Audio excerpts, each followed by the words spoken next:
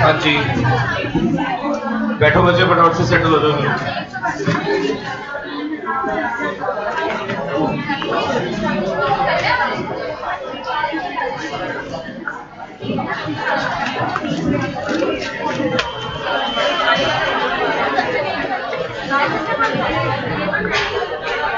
ऊपर हेडिंग डाली जरा।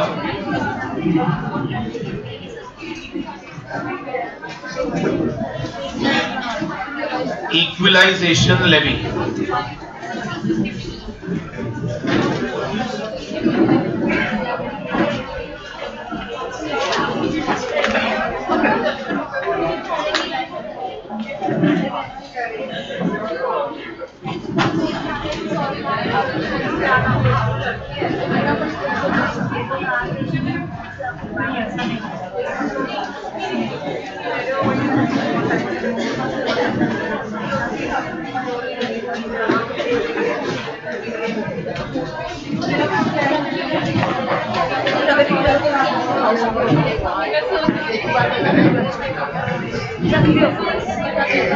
पास कर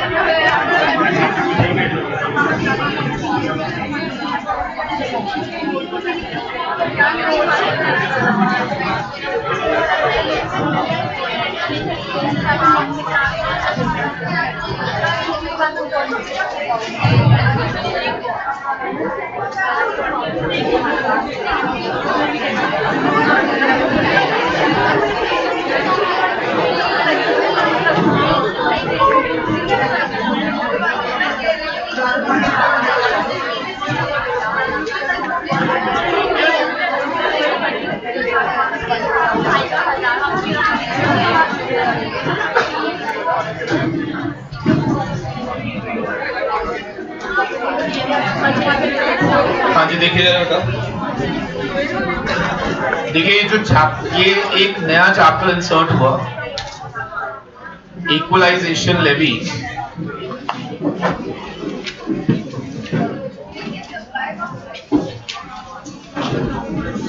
इस पर ना आपको एक शॉर्ट नोट आ सकता है।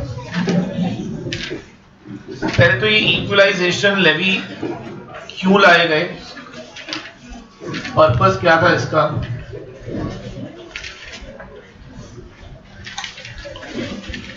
देखो, ये इक्वलाइजेशन लेवी जो है ना,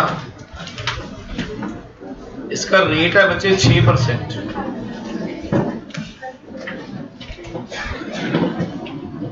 जो कि चार्जेबल है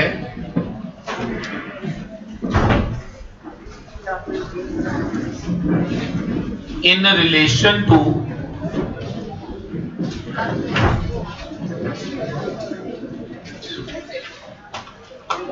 specified services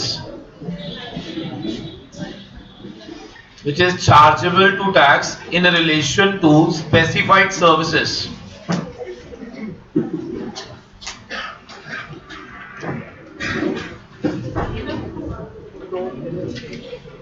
It shall be by the way of TDS.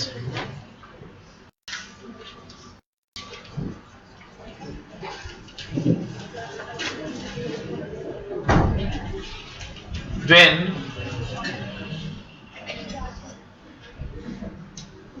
amount paid to non-residents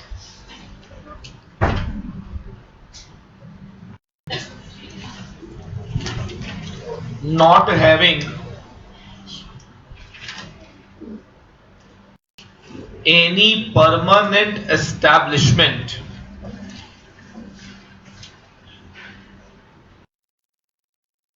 in India.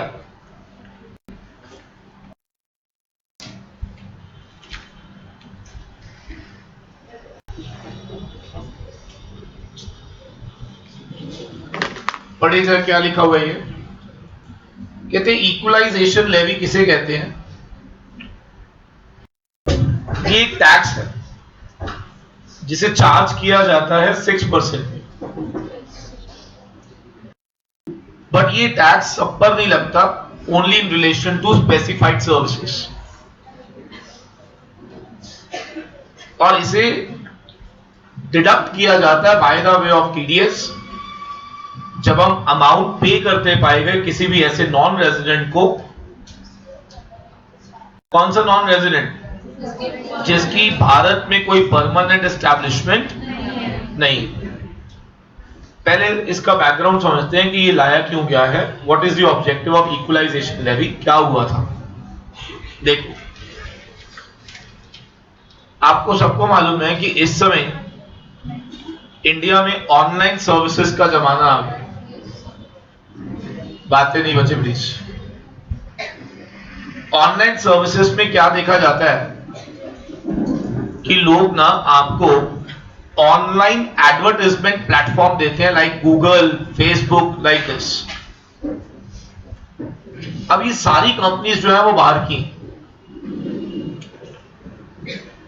ये हमें एक सर्विस दे रही है जिसका नाम क्या है? Advertisement services using online platform. हाँ जी, क्या नाम है बच्चे? Advertisement services using online platform. तो इस प्रकार की सर्विसेज को भारत में दिया जा रहा है, और ये सर्विसेज वर्ल्ड के किसी भी कोने पे बैठ के दी जा सकती है, क्योंकि ऑनलाइन के अंदर तो ऐसा कोई है ही नहीं कि हम लोगों को लिमिट है कि हम लोग सिर्फ उन्हीं से बात कर सकते हैं जो विद इन दिल्ली है, विद इन इंडिया है। तो अब देखा क्या जा रहा है कि लोग अपनी वर्ल्ड वाइड प्रेजेंस रखने के लिए इन तरह के सोर्सेस का हेल्प ले रहे हैं, that is advertisement through online medias. उन कंपनीज के साथ जो कि एस्टैब्लिश्ड इंडिया से बाहर है, उनका पीई भी इंडिया में नहीं है, तो उनको एक ह्यूज अमाउंट पे किया जाता है बाय द पर्सन जो सर्विसेज ले रहा है। तो गवर्नमेंट ने देखा कि ये स्पेसिफाइड सर्विस वो है जिसको भारत में टैक्स किया ही नहीं जा पा रहा। क्यों नहीं किया जा पा रहा? क्योंकि ये वर्ल्ड के किसी भी कोने से प्रोवाइड की जा रही है हमें। तो मेरा एक सवाल है, तो क्या ऐसी सभी सर्विसेज, स्पेसिफाइड सर्विस में एक ही सर्विस अभी तक आई है, कौन सी? एडवर्टाइजमेंट। इन्होंने तो यहां पे स्पेसिफाइड, लेकिन स्पेसिफाइड में कवर अभी तक एक ही हुई है, कौन सी? Advertisement through online media. इस पर अब गवर्नमेंट कहती है कि जो व्यक्ति सर्विसेज लेगा तो वो definitely in return to that payment करेगा। तो जैसे ही आप पेमेंट करोगे ना, आप 6% टीडीएस काट लेंगे। कितना डिडक्शन करना है आपने? 6%। और वो 6% का डिडक्शन करके आप गवर्नमेंट को जमा कराओगे। शर्त क्या समझ आ रही है? जब ये पेमेंट किसको दी जा रही है? Non resident. लेकिन कौन सा? जिसका भारत में परमानेंट एस्टैब्लिशमेंट नहीं होगा। लेकिन अब मेरा सवाल है आपसे, अगर आपने ऑनलाइन एडवर्टाइजमेंट किसी रेजिडेंट से करवाई है तो equalisation levy concept? Non resident से करवाई जिसका पीई है भारत में, इक्वलाइजेशन लेवी उन पर भी नहीं। तो नाउ ट्राई टू अंडरस्टैंड। एक और लिमिट इन्होंने छोड़ी है, वो ये कि अगर इसका अमाउंट 1 लाख से ज्यादा एक्सीड नहीं करता, मतलब इक्वलाइजेशन लेवी नहीं लगेगी even in case of non resident not having P in India, अगर ये अमाउंट किससे ज्यादा नहीं है। तो मुझे बताओ कितने लोगों पे इक्वलाइजेशन लेवी नहीं लगने वाला? पहला रेजिडेंट, कम ऑन, पहला कौन है? Resident, non resident having B, और अगर amount is not more than, तो लॉ कहता है कि इक्वलाइजेशन लेवी कॉन्सेप्ट नहीं आए। क्या सबको समझ आ गया? जल्दी बोलो बेटा। इक्वलाइजेशन लेवी समाप्त हो गया।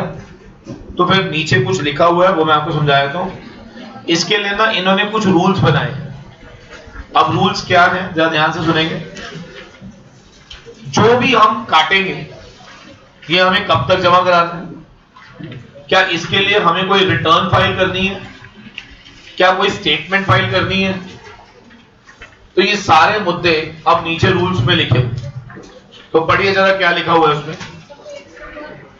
बिल्कुल एंड में है, पेज नंबर 102।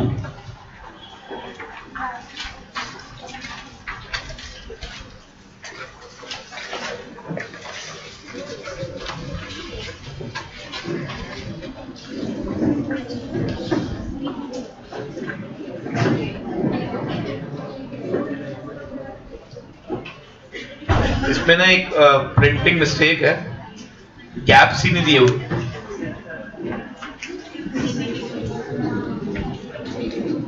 पहले 3 पैराग्राफ में आपको ढूंढना पड़ेगा कौन से नंबर किस अक्षर के साथ जुड़े।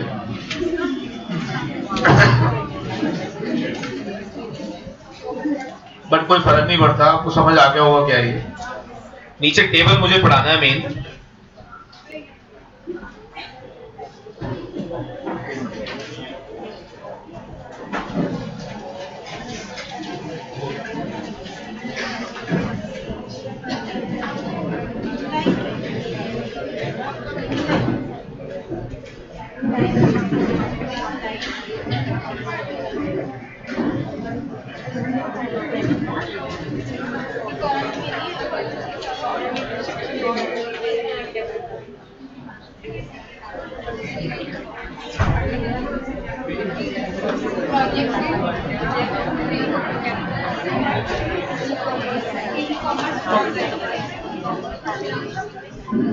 प्लीज बातें नहीं पढ़े बेटा। चलिए अब जरा नीचे पढ़ो जरा। पर्टिकुलर्स में पहला कॉमन है, पहला जो कॉलम दिया हुआ है उसमें computation and payment of equalisation levy.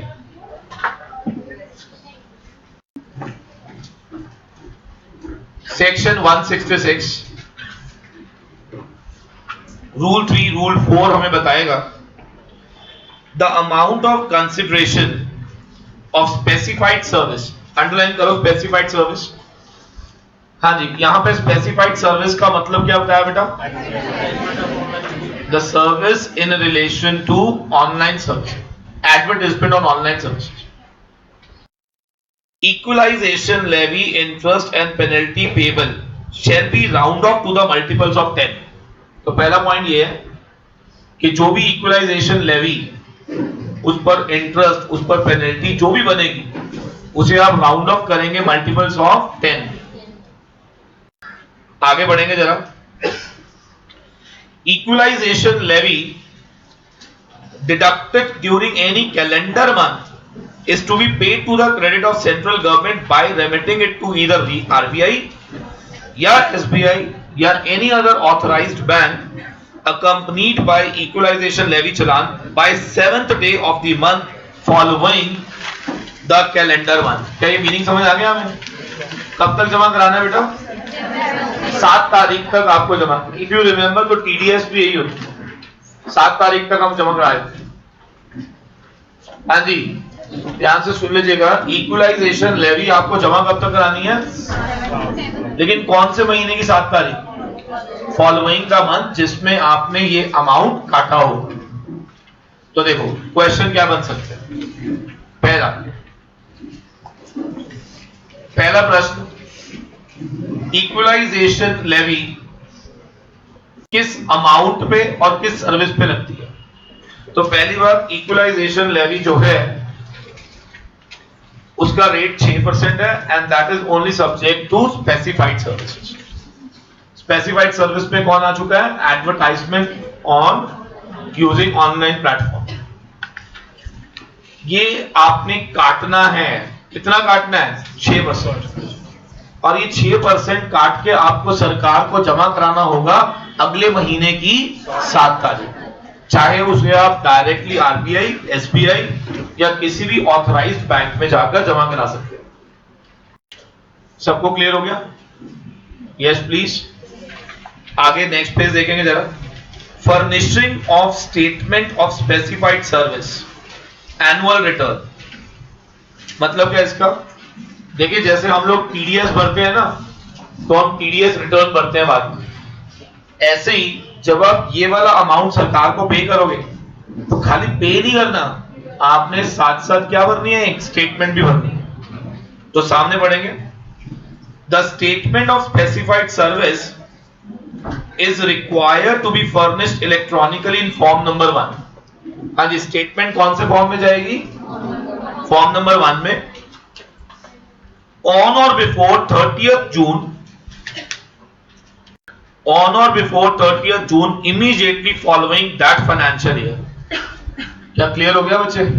तो इसका मतलब जो भी इक्वलाइजेशन लेवी काट के सरकार को जमा करा रहा होगा वो एक रिटर्न भी भरेगा और वो फॉर्म नंबर 1 में जाएगी, और तारीख क्या है उसकी? ऑन और before 30th June immediately following the financial year. The tax officer has been empowered to issue notice for furnishing such statement, which then has to be furnished within 30 days from the date of servicing of such notice, where the same is not filed within the prescribed timeline। मतलब क्या है भाई? अगर आप नहीं दोगे तो definitely आपके घर में एक शो कोज नोटिस भेज दिया जाएगा, और शो कोज नोटिस भेजा जाएगा, क्या लिखा हुआ है? For furnishing the statement which then has to be furnished within 30 days, मतलब 30 दिन के अंदर अंदर आपको फर्निश करना पड़ेगा। लॉक कर दो इसको। नेक्स्ट, मुझे एक बात बताओ, ये जो आप रिटर्न्स, स्टेटमेंट्स भरते हो, क्या एंड ऑफ द डे क्या गवर्नमेंट इनकी प्रोसेसिंग करवाती है? प्रोसेसिंग समझते हो ना? आपने स्टेटमेंट भर दी तो क्या सामने वाला व्यक्ति उसको वेरीफाई करेगा? तो पढ़ो जरा, processing of statement of specified service, section 168। Where any levy, interest or penalty is payable under equalization levy provision, a notice of demand specified in form number 2 shall be served upon the taxpayer। हाँ जी, क्या समझ आ रहा है? क्या हो गया? Demand notice आ जाएगा कब? अगर लेवी, इंटरेस्ट या पेनल्टी पेबल निकाली गई तो आपके घर में क्या भेजा जाएगा? Demand notice. और डिमांड नोटिस का कौन से फॉर्म में आएगा? Form number 2। Further, intimation issued upon processing the statement of specified service shall deem to be the notice of demand। I hope so आप लोगों ने एक्चुअली 143 सेक्शन पढ़ा नहीं हुआ। सेक्शन 143 डायरेक्ट टैक्स में क्या होता है? जब हम रिटर्न भरते हैं ना, तो होता क्या है, दो तरीके होते हैं। एक होता है आपके घर में इंटीमेशन आता है, इंटीमेशन को ना deemed as notice of demand माना जाता है, और या फिर फॉर्मली तुम्हारे घर में नोटिस ऑफ डिमांड आता है। तो ये दोनों चीजें एक ही बात होती है। तो वो कह रहे हैं कि अगर आपके घर में इंटीमेशन भी आया तो वो intimation in any case shall deemed to be notice of demand. Clear? Next, filing of appeal against penalty order before CIT appeals. I hope so ये भी क्लियर। अगर आपके अगेंस्ट कोई पेनल्टी ऑर्डर आ जाता है तो आपको उसकी अपील लेकर कहां जाना होगा? CIT appeals. क्या मेरा पॉइंट सबको क्लियर है? उसके लिए फॉर्म नंबर 3 है बेटा, अंडरलाइन कर लो। फॉर्म नंबर क्या है? 3। और कितने समय में जाना है? Within 30 days. और कितने कितनी फीस देनी है? 1000 रुपए। उम्मीद करता हूं ये भी क्लियर हो गया। और आखिरी, अगर मान लो सीआईटी अपील में आप हार गए तो डेफिनेटली आप फिर आईटीएटी जाते हो, बोलो। तो आईटीएटी में अगर जाना है तो ध्यान से देखो, 60 डेज में जाना है। फॉर्म नंबर कौन सा होगा? 4, और 1000 रुपए दोबारा देने पड़ेंगे। I hope so clear to all. Equalisation levy का बस 2 ही पेज छपे हैं, मैंने आपके सामने रख दिए। क्या क्लियर हो गया? बोलो। डन? 4 सवाल पूछूं फटाफट से। पहला, equalisation levy shall be on all services, specified services. It shall be when amount is payable to not having permanent establishment। if a person is having, तो आप नहीं काटेंगे। कितना काटना है? कब तक जमा कराना है? 7 तारीख। कब तक कराना है? 7 तारीख। क्या आपको कोई स्टेटमेंट भरनी है? फॉर्म नंबर कब तक? 30th of June. ये भी क्लियर है? क्या स्टेटमेंट की प्रोसेसिंग होगी? अगर कोई अमाउंट पेबल हुआ तो आपके घर में डिमांड नोटिस आएगा फॉर्म नंबर 2 में। क्लियर? और अगर कोई पेनल्टी आती है तो क्या अपील कर सकते हैं? कहां पर? Form number 3 with in 30 days. With in fees कितनी? और अगर मान लो आगे जाना हो तो जा सकते हैं। Simple, that's all with equalisation. Clear to all? बोलो। डन? चलिए,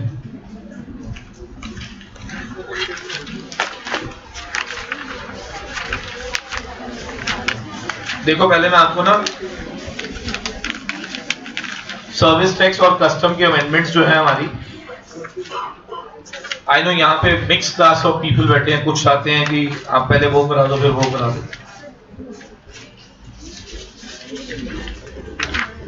अब ना मैंने अभी एक्चुअली में एनालिसिस करा अंदर बैठ के, तो कस्टम में जो एक्चुअल अमेंडमेंट पेपर के लिए होंगी वो पहली 10 ही हैं बस।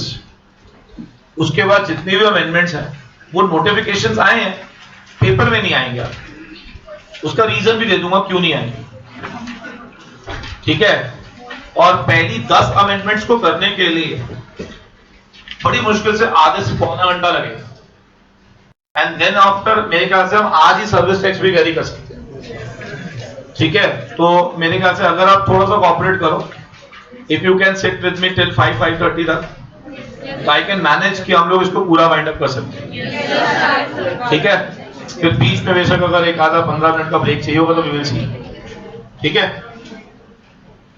तो विल ट्राई कि अगर हम आज इसको खत्म कर दें। अगर मुझे लगेगा कि यू आर नॉट एक्सेप्टिंग या मैं नहीं करा पा रहा, then only I will leave, ठीक है? तो टाइम देख लेंगे अभी कितना लग रहा है हमें। तो लिखिए जरा, amendments and customs, I will take maximum 45 minutes. मैं पूरी अमेंडमेंट्स कस्टम की खत्म करा दूं।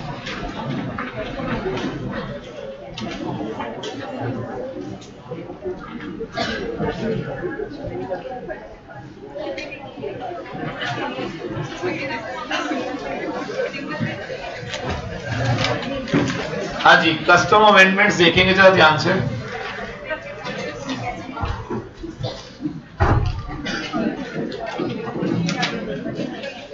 ऊपर देखो बच्चे सारे फटाफट से देखिए। ये जो कस्टम की जो अमेंडमेंट्स है ना,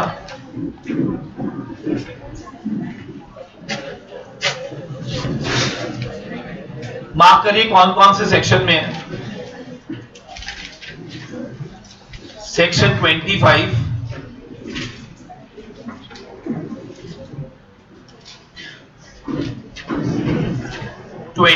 A, 28 लिखना है, 28AA,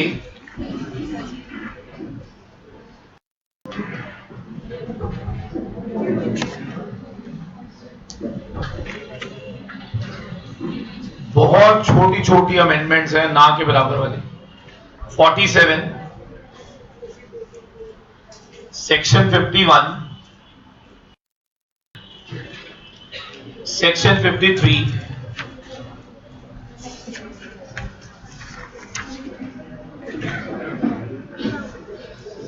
कुछ चेंजेस आए हैं in the chapter of where housing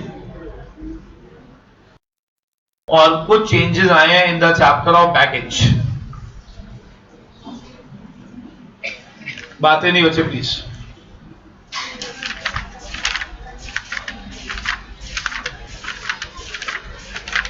ठीक है जी, बस ये चेंजेस।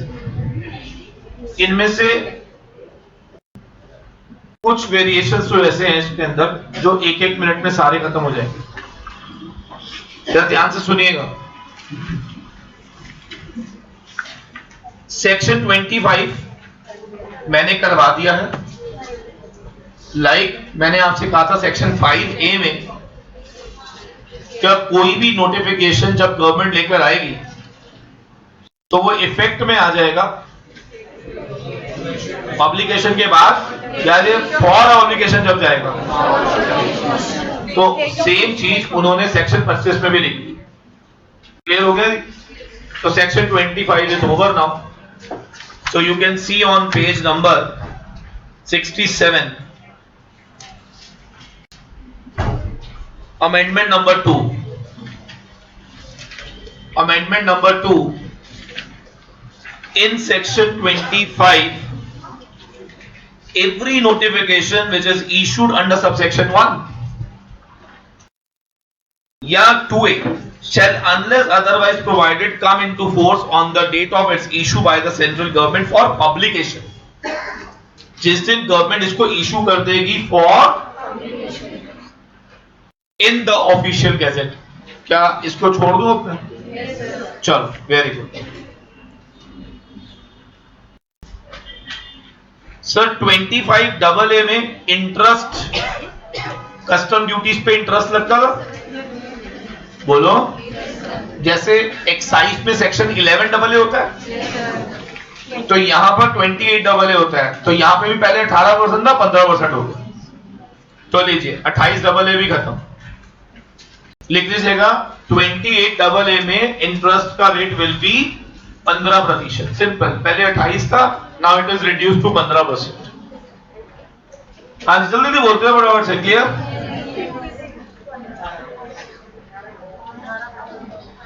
चूचू मत करो, समझ आ गया ना? बस सामने देखो।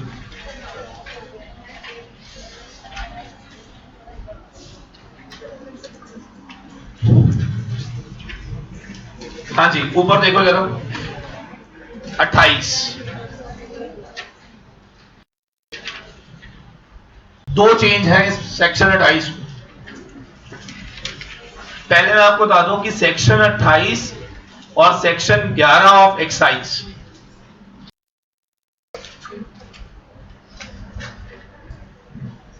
सेक्शन 11A पढ़ेंगे ना जब आप एक्साइज का, तो उसमें क्या है? Show cause notice demand order. यहां पर भी क्या है? Show cause notice demand order. फर्क क्या है सुनिएगा जरा ध्यान से। इसमें ना बोनाफाइड केसेस के लिए होता था 1 ईयर और मेलाफाइड के 5 ईयर। तो 1 ईयर काट के क्या बना? कितने महीने से बढ़ गया? 12 महीने। कितने से बढ़ा?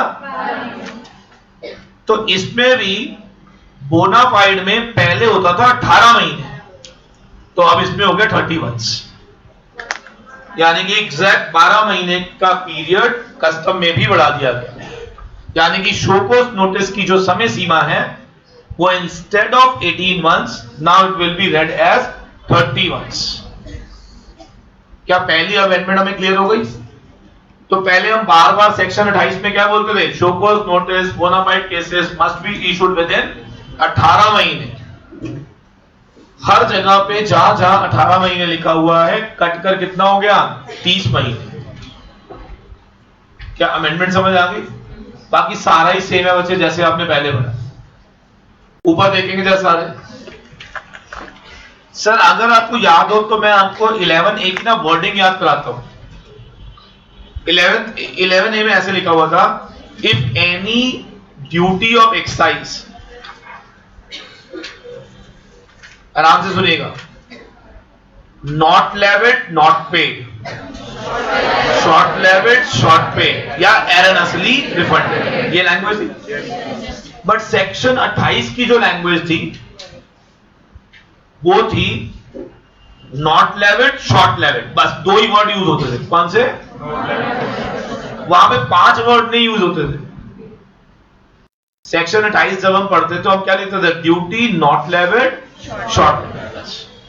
हम ये नहीं बोलते थे not levied short levied not paid short paid erroneously refunded. अब उन्होंने पांचों वर्ड यहां लिख दिए। मतलब ये एक्साइज और कस्टम दोनों में ही पांचों शब्द बोलने हैं। आप बताओ कौन कौन से?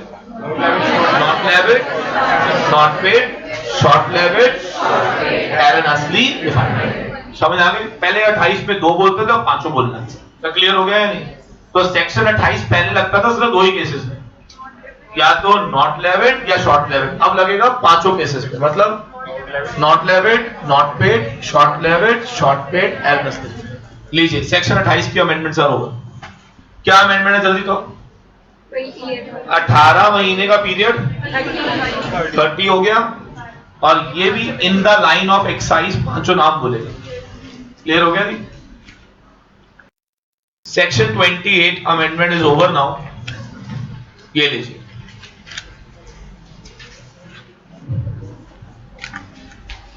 डन।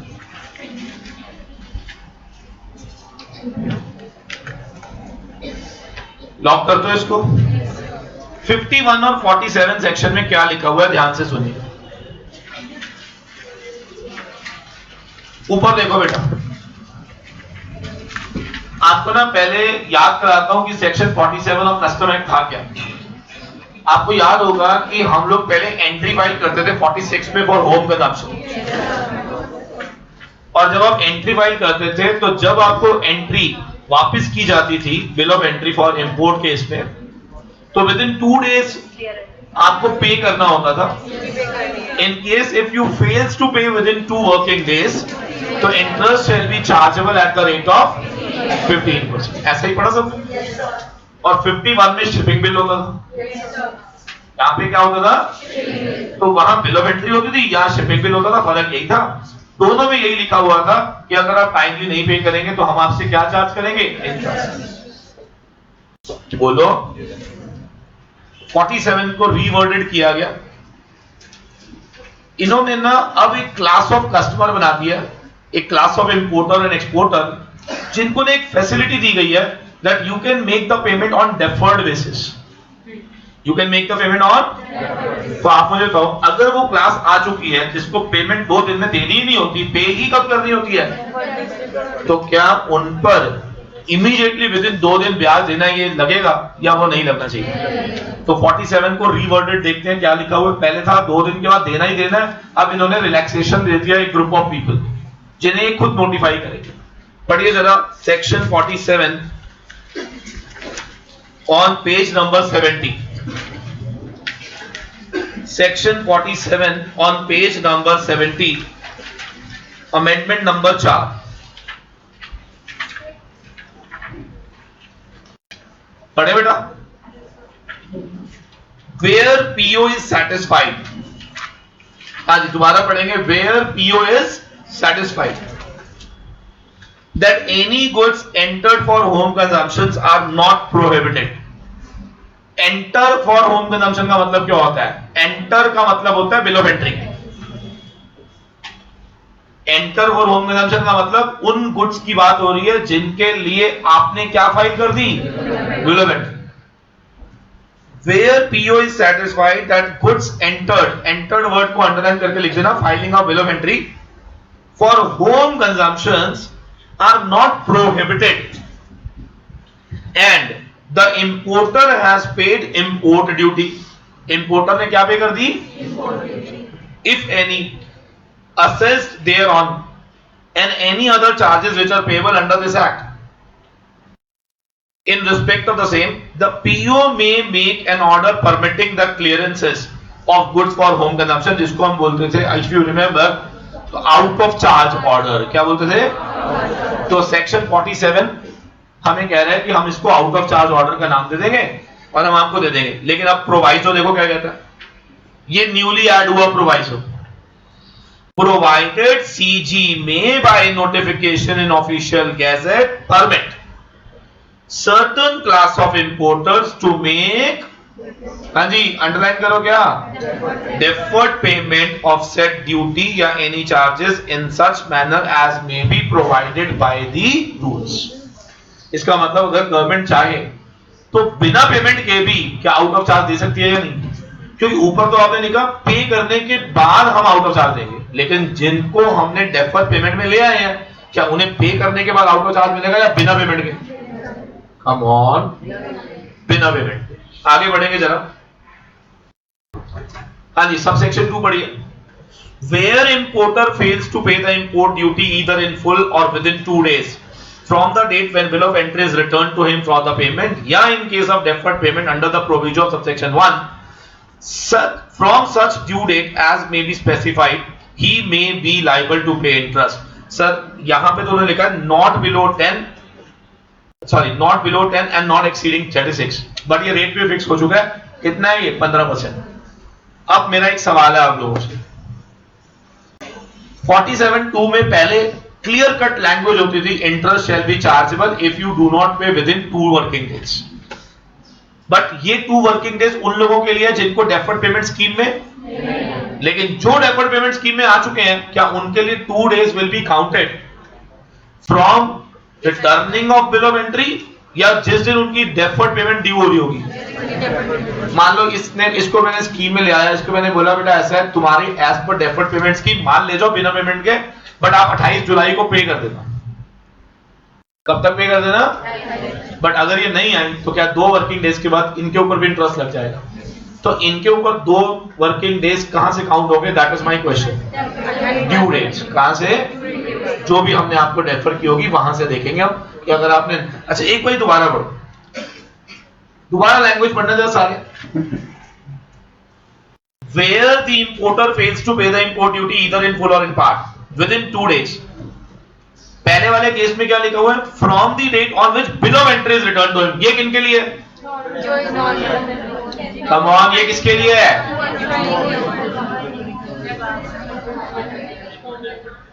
किनकी बात हो रही है बेटा? क्या डेफर्ड पेमेंट में जो आए हैं, जो नॉर्मल है, उनको 2 दिन कहां से काउंट करेंगे हम? Bill of entry return. अगला, in case of deferred payment under provision of subsection 1 from such due date, ये सच ड्यू डेट कौन सी है?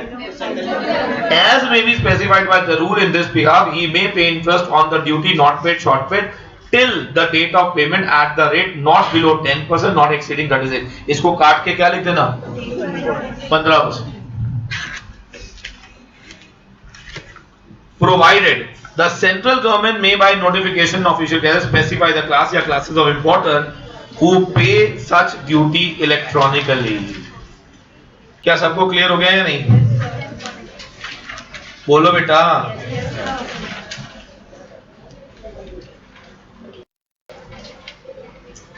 लॉक कर दो इसको।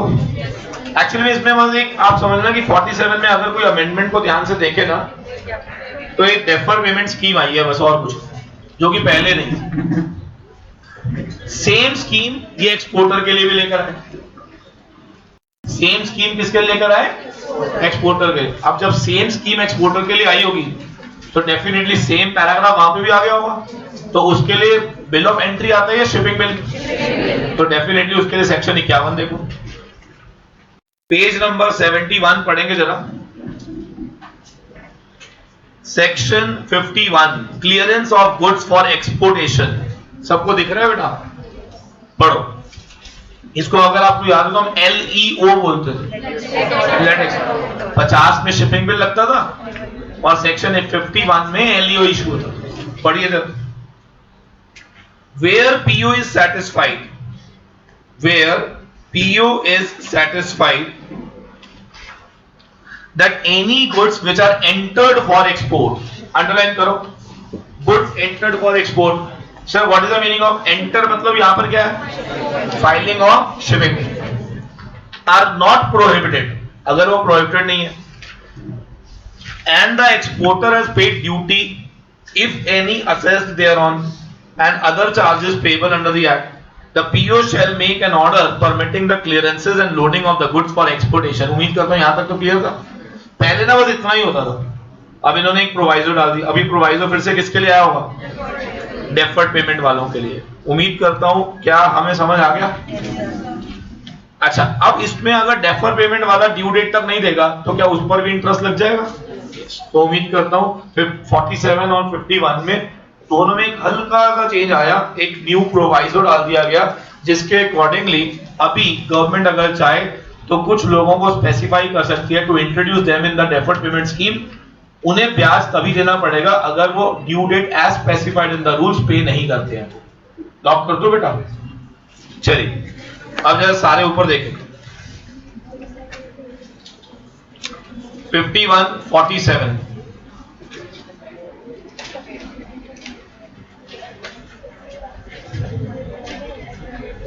तुम लोगों से कुछ पूछो ना तो तुम्हारी आवाज में ही गलती है, ठीक है? और 2 मिनट अगर मैं बाहर चले जाऊं तो तुम ऐसे बोलोगे। सर 53 में कोई अमेंडमेंट नहीं है, एग्जैक्टली सेम है, सिर्फ एक शब्द रीवर्डेड किया है इन्होंने। अगर आपको याद हो तो 53 क्या था? ट्रांजिट ट्रांसशिपमेंट का चैप्टर था। बोलो, इधर देखिएगा ध्यान से। ट्रांजिट ट्रांसशिपमेंट में अगर आपको याद हो तो क्या हमें इंटरमीडिएट पोर्ट्स पे ड्यूटी देनी होती है या नहीं देनी होती? नहीं देनी होती। कहां पे करते हो आप? डेस्टिनेशन। कहां पे करते हो? याद है? सिर्फ एक डिक्लेरेशन इन प्रिस्क्राइब फॉर्म लगानी होती है आईजीएम के साथ। बोलो बेटा। और ट्रांसशिपमेंट में एक additional document bill of transshipment लगता है। बोलो जी। बस उसी चीज को इन्होंने दोबारा लिखा है रीवर्डेड करते हुए। क्या मेरा पॉइंट समझ आ रहा है? सेम लॉ, कोई अक्षर नहीं चेंज है। अगर आप ध्यान से पढ़ोगे ना पुराना और इसको, आपको लगेगा पूरा सेम लिखा हुआ है, सिर्फ एक अक्षर था फ्रॉम, वो काटा है इन्होंने, तो इन्होंने कहा रीवर्डेड। एक्चुअली में प्रॉब्लम कहां पे है? तो उन लोग आईसीएसआई का ना मॉड्यूल खोल के ना एक्चुअली में चेक करते हो हमारा कवर हो, तो मुझे लगा ऐसे किसी को लगे पता है सर ने 53 अमेंडमेंट कराई नहीं थी, नहीं मैंने कॉपी करके आपके सामने रख दी, जबकि कुछ था नहीं उसमें। ठीक है, तो आज भी अगर कोई आपसे पूछे क्या ट्रांजिट के केस में ड्यूटी लगेगी? नो, इंटरमीडिएट कोर्स पे कोई ड्यूटी नहीं होती। आपकी ड्यूटी अभी भी पेबल कहां पे है? डेस्टिनेशन। ठीक है, इसको रीड कर लीजिएगा बस। चलिए सारे ऊपर देखेंगे प्लीज। लो जी, खत्म भी हो गया अगस्त, एम ही परेशान हुए बड़े।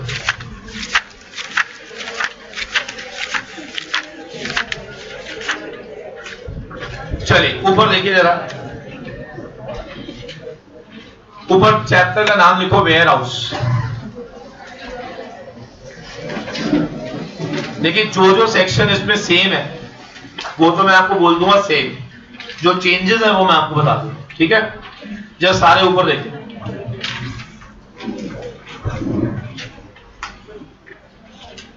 पहले क्या होता था, सुन लीजिएगा, अगर आप मेरे को 5 मिनट सुन लोगे ना चैप्टर खत्म। पहले क्या होता था,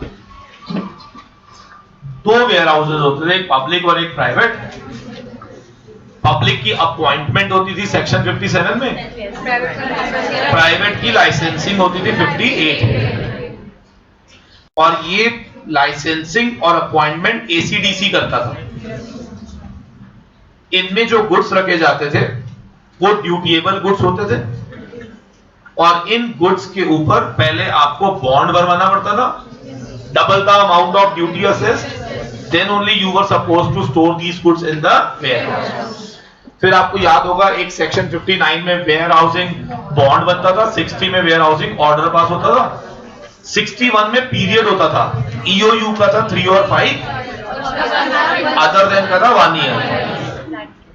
सेक्शन 61 सबसेक्शन 2 में इंटरेस्ट होता था, और इंटरेस्ट होता था अदर देन ईओयूज पे, अगर वो 90 डेज के बियॉन्ड रखते थे तो उन पर ब्याज लगता है। सब याद आ रहा है? 62, 63, 64 पावर्स की बातें करता था, वेयर हाउस कीपर की पावर, पीओ की पावर, ऑनर की पावर। बोलो। 65 warehousing within warehousing, manufacturing करना विद इन वेयर हाउस। फिर आपने 67, 68, 69, 67 था transfer from one warehouse to the clearance for home consumption, 68, 69 direct export without payment. Come on. 70 section बात करता था about volatile goods जिन पे allowances मिलती थी। Section 71 proper removal, section 72 improper removal, 73 cancellation of bond. याद आ रहा है? आपने 57 से लेके 73 तक यही पढ़ा। अब इसमें क्या चेंज हुआ, आराम आराम से सुनिएगा, जहां जहां चेंज हुआ वो मैं बता रहा हूं, आप पढ़ के देखिएगा, 1 मिनट में आपको समझ आ जाएगी। ठीक है जी। पहला चेंज, अब से अपॉइंटमेंट खत्म हो चुकी है, सिर्फ लाइसेंसिंग रूल्स। लॉजिक क्या हो गया कि अपॉइंटमेंट वर्ड हटाकर क्या लेकर आए?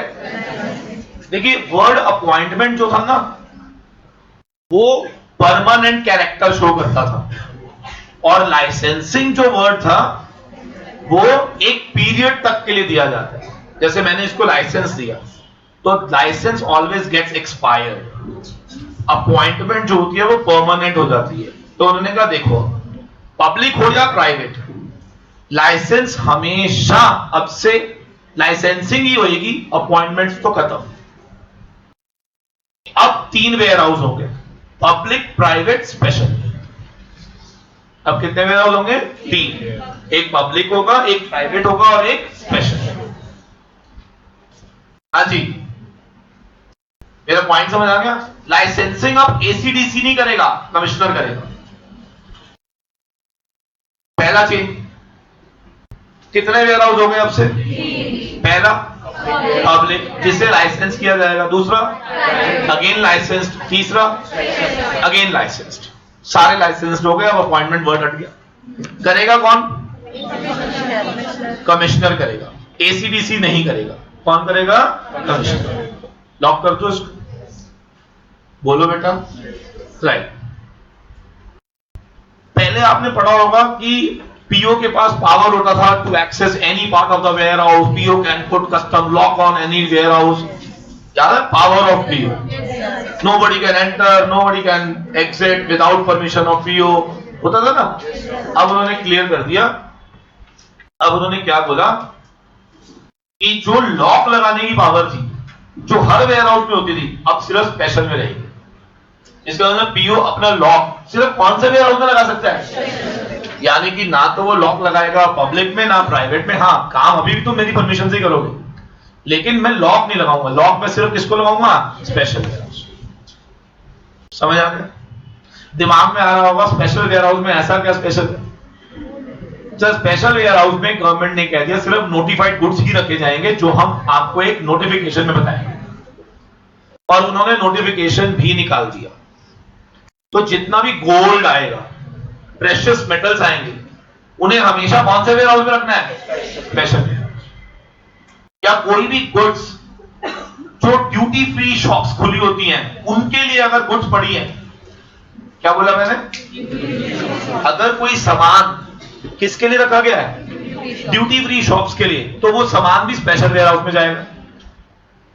अगर कोई ऐसा सामान है जिसका ऑब्जेक्टिव है कि हम लोग क्या करेंगे, इसको फर्दर री एक्सपोर्ट करेंगे एज अ स्टोर्स। क्या मेरा पॉइंट समझ आ रहा है? इन सभी सामानों को अब से हम कहां रखेंगे? Special warehouses. तो एक नया सेक्शन इंट्रोड्यूस हुआ 58A। पहले 2 सेक्शन होते थे, 57, 58। अब 3 हो गए, 57, 58, 58A। तो चलो यार फटाफट से बताने जाते। 57 में क्या लिखा होगा? Licensing by commissioner of public. Finished. 58 में क्या लिखा होगा? Licensing of private warehouse, again by commissioner. 58A में लाइसेंसिंग किसकी? Special warehouse, wherein only notified goods can be stored, wherein only notified goods can be stored. उम्मीद करता हूं clear to all. Yes please. Done. एक line में पढ़ूंगा, आप जरा मेरे साथ पढ़ेंगे, वी विल सी उसमें क्या डिफरेंस है। देखो, जब हमने अब देखा कि वेयर हाउस ही 3 हो गए हैं, तो वेयर हाउस की डेफिनेशन में भी चेंज आया होगा। पहले लिखते थे वेयर हाउस क्या होता है, कहता है warehouse means 2 warehouse, public and private. अब क्या बोलेंगे? 3। तो page number 71, amendment number 7, warehouse की डेफिनेशन में चेंज आया। पढ़ो क्या लिखा हुआ है। सेक्शन 2 क्लॉज 43 कहता है warehousing means a public warehouse license under section 57, private warehouse license under section 58 या special warehouse licensed under section 58A। तो डेफिनेशन चेंज हो गई। सेक्शन 57 पेज नंबर 72 पे पढ़ेंगे जरा टॉप पे। The principal commissioner, underline the word commissioner of custom या commissioner of custom में subject to such condition as may be prescribed license a public warehouse. The word is license, wherein underline the word dutiable goods may be deposited. यानी कि उनमें आप सिर्फ कौन सी goods रखते हैं? अच्छा, यहां पर उन्होंने ये लाइन बोली ड्यूटिएबल गुड्स ऑफ लाइसेंसी टू बी डिपॉजिटेड, या ड्यूटिएबल गुड्स रखी है, चाहे वो लाइसेंसी की हो चाहे वो किसी लेकिन 58 की वर्डिंग पे ध्यान देना जरा। The principal commissioner of custom या commissioner of custom may subject to condition as may be prescribed license a private warehouse wherein dutiable goods imported by या on behalf of licensee may be deposited। क्या फर्क समझ आ रहा है? अब मुझे बताओ, रिलायंस को वेयर हाउस चाहिए था, रिलायंस कंपनी को वेयर हाउस चाहिए जिसमें वो अपना सामान रखना चाहता है। कौन सा वेयर हाउस मिलेगा उसमें? Public private? Private, section 58। अगर मैं कहूं कि मुझे वेयर हाउस खोलना है लेकिन जिसमें उसमें हमें अपना सामान नहीं रखना, किसी का भी रखना है उसमें, तो पब्लिक वेयर हाउस में किसी का भी सामान। Public warehouse means public, public मतलब मेंट फॉर पब्लिक, और प्राइवेट मींस जिसमें प्राइवेटली रहेगा। और आगे देखेंगे जरा, licensing of special warehouses section 58A। The principal commissioner of custom या commissioner of custom may subject to condition as may be prescribed license a special warehouse wherein dutiable goods may be deposited and such warehouse underline करेंगे shall caused to be locked by PO। मैंने पहले ही बोला कि सिर्फ अब एक ही ऐसा ware house है जिस पे लॉक लगाया जा सकता है, वो कौन सा? Special warehouse. No person shall enter to the warehouse or remove any goods therefrom without permission of PO। आप कह सकते हो कि ये पूरी under the control of officer रहते हैं। द बोर्ड में notify in official gazette the specify of class of goods. उन्होंने नीचे नोटिफाई भी कर दिया, पढ़ो कौन कौन से अमान। Goods which are meant for goods gold silver other precious metal, goods warehoused for the purposes of supply to DFS, supply as a store to vessels, या supply to foreign privileged persons in terms of foreign privileged persons regulation custom. क्या ये समझ आ गया? तो law कह रहा है कि अगर इनमें से कोई क्लास का गुड्स होगा तो उसे हमेशा रखा ही कहां जाएगा? हाँ जी, पब्लिक, प्राइवेट या स्पेशल? स्पेशल। उम्मीद करता हूं क्लियर टू ऑल। लॉक कर दो इसको। आगे कैंसलेशन ऑफ वेयर हाउस, क्योंकि देखो अपॉइंटमेंट परमानेंट होती थी, क्या license can be cancelled? Yes sir.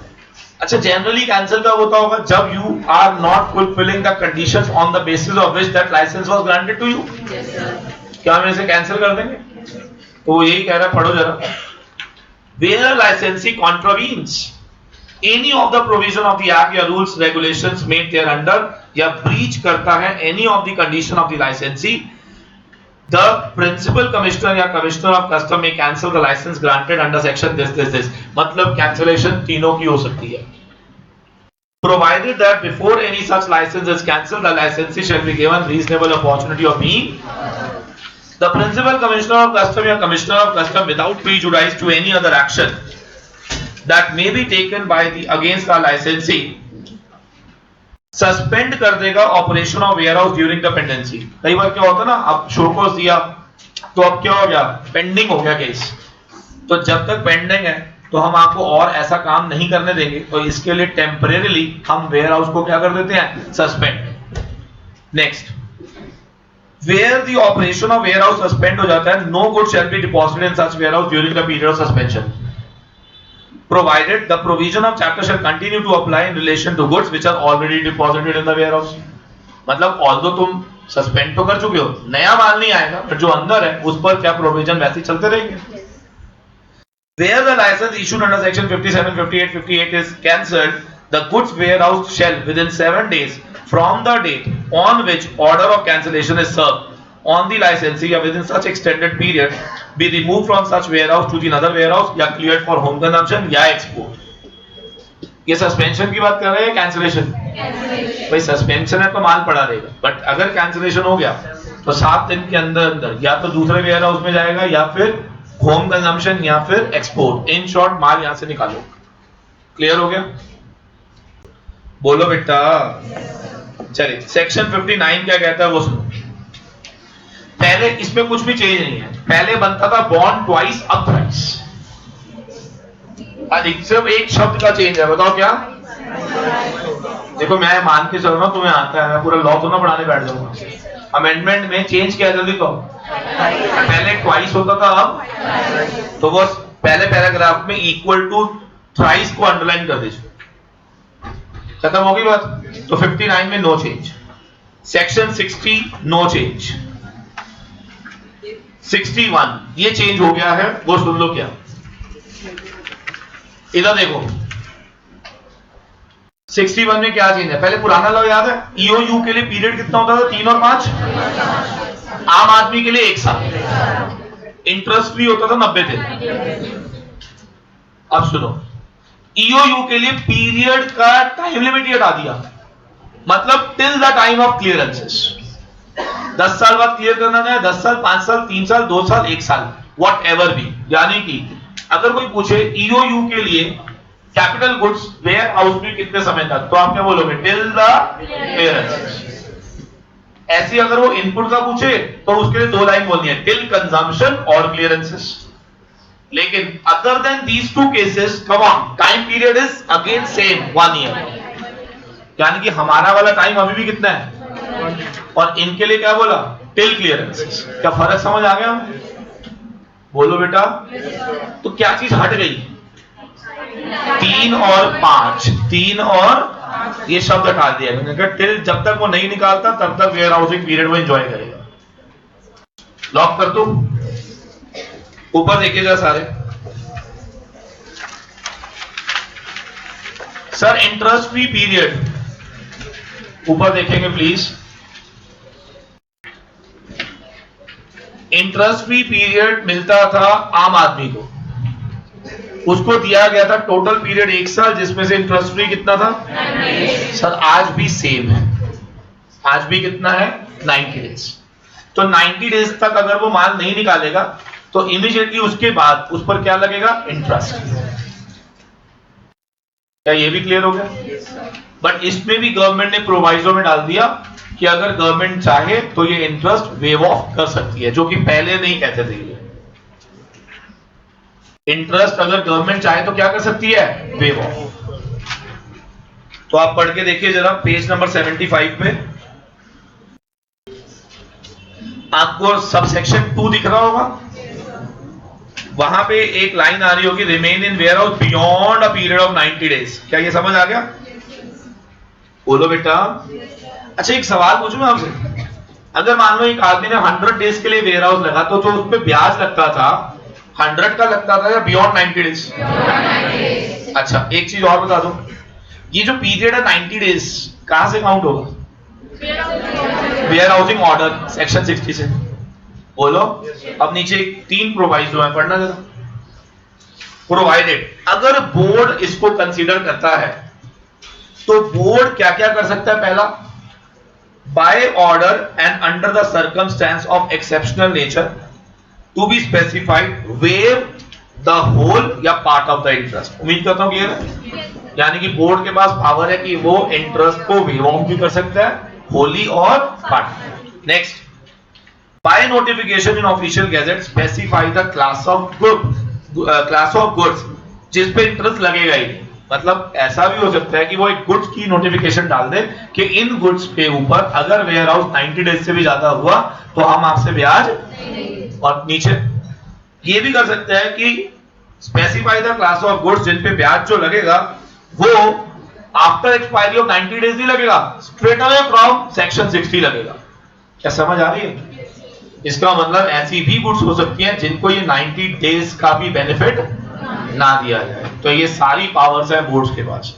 तो बताओ बोर्ड के पास क्या क्या पावर है। पहला, वो वेव ऑफ कर सकता है किसी भी व्यक्ति को इन एक्सेप्शनल नेचर।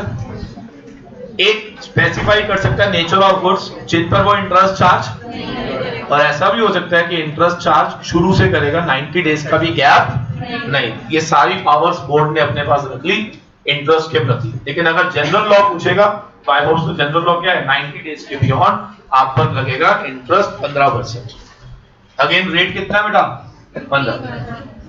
सर 62 ऑमिट हो गया, 63 ऑमिट हो गया, 64 सेक्शन निकाले थे। सर इसमें ना पावर होती थी rights of owner of the goods. आपको याद है ऑनर क्या क्या कर सकता था? क्या ऑनर वहां जाकर इंस्पेक्शन कर सकता था? Sorting of goods, change of container, show these goods to someone for sale and take samples. तो टेक सैंपल हट गया। इसका मतलब कौन सी पावर खत्म कर दी? सैंपल नहीं ले सकता वो। क्या समझ आ गया? बोलो बच्चे, आप शो कर सकते हो गुड्स को सेल के लिए, but you can not take the samples. अब जल्दी बोलो बराबर से। डन। सेक्शन 65 कॉपी पेस्ट पूरा पुराने वाला है, no change. 66 no change. 67 68 69 no change. 70 71 no change. 72 no change. Sir एक नया सेक्शन आ गया 73A।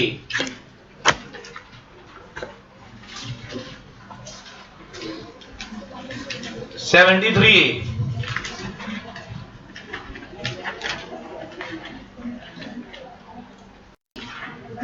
पढ़िए जरा क्या लिखा हुआ है। All warehouse goods shall remain in the custody of the person who has been granted the license। आप मतलब हमने लाइसेंस दिया किसको है यार? या तो प्राइवेट, पब्लिक या स्पेशल। वो कहता है भाई जिसको हमने लाइसेंस दिया था, क्या वो व्यक्ति रिस्पॉन्सिबल होगा या नहीं? किसका? उन सभी गुड्स का जिसने उसको अपने वेयरहाउस में स्टोर करा है। लाइन पढ़ लीजिए। Until they are clear for home consumption या transfer to another warehouse या export या removed as otherwise provided under this act। मतलब ये जब तक इनमें से किसी एक केस में माल नहीं निकलेगा, हम ये मानेंगे कि उन सभी गुड्स की जिम्मेवारी उस व्यक्ति की थी जिसे हमने क्या ग्रांट किया? लाइसेंस। परंतु the responsibility of the person referred to in subsection 1 who has custody of warehouse goods shall be such as may be prescribed। Law कहता है where any warehouse goods are removed in contravention of section 71। now see section 71 था proper removal. क्या था? अगर आपने proper removal के अलावा किसी और तरीके से गुड्स को रिमूव करवा दिया तो बताओ लॉ क्या करेगा? पढ़ो। The licensee shall be liable to pay duty, interest, fine, penalties without prejudice to the any other action that may be taken against him under this act or other law for the time being in force। 73 ये जल्दी बता दो क्या कह रहा है। पहले तो वो रिस्पॉन्सिबिलिटी क्रिएट कर रहा है किसकी? जिस आदमी को हमने लाइसेंस दिया। और ये भी वो कह रहा है कि अगर इन कॉन्ट्रावेंशन ऑफ सेक्शन 71 गुड्स निकल गए तो बेटा तू लायबल हो जाएगा टू पे ड्यूटी, पेनल्टी, इंटरेस्ट। इसके अलावा जो other provision of the act है वो तो लगेंगे ही लगेंगे। ये तो मिनिमम हो जाएगा। क्या समझ आ गया नहीं? तो गवर्नमेंट 73A में कोशिश क्या कर रही है? लाइसेंसी को क्या बताने की कोशिश कर रही है कि भाई लाइसेंस लेने के बाद तेरी जिम्मेवारियां बढ़ जाएंगी। अगर ये माल निकलता हुआ पाया गया यहां से तो रिस्पॉन्सिबिलिटी तेरी मानी जाएगी और ऐसे में तेरे पे ही हम लोग ये सारी रिकवरीज करेंगे।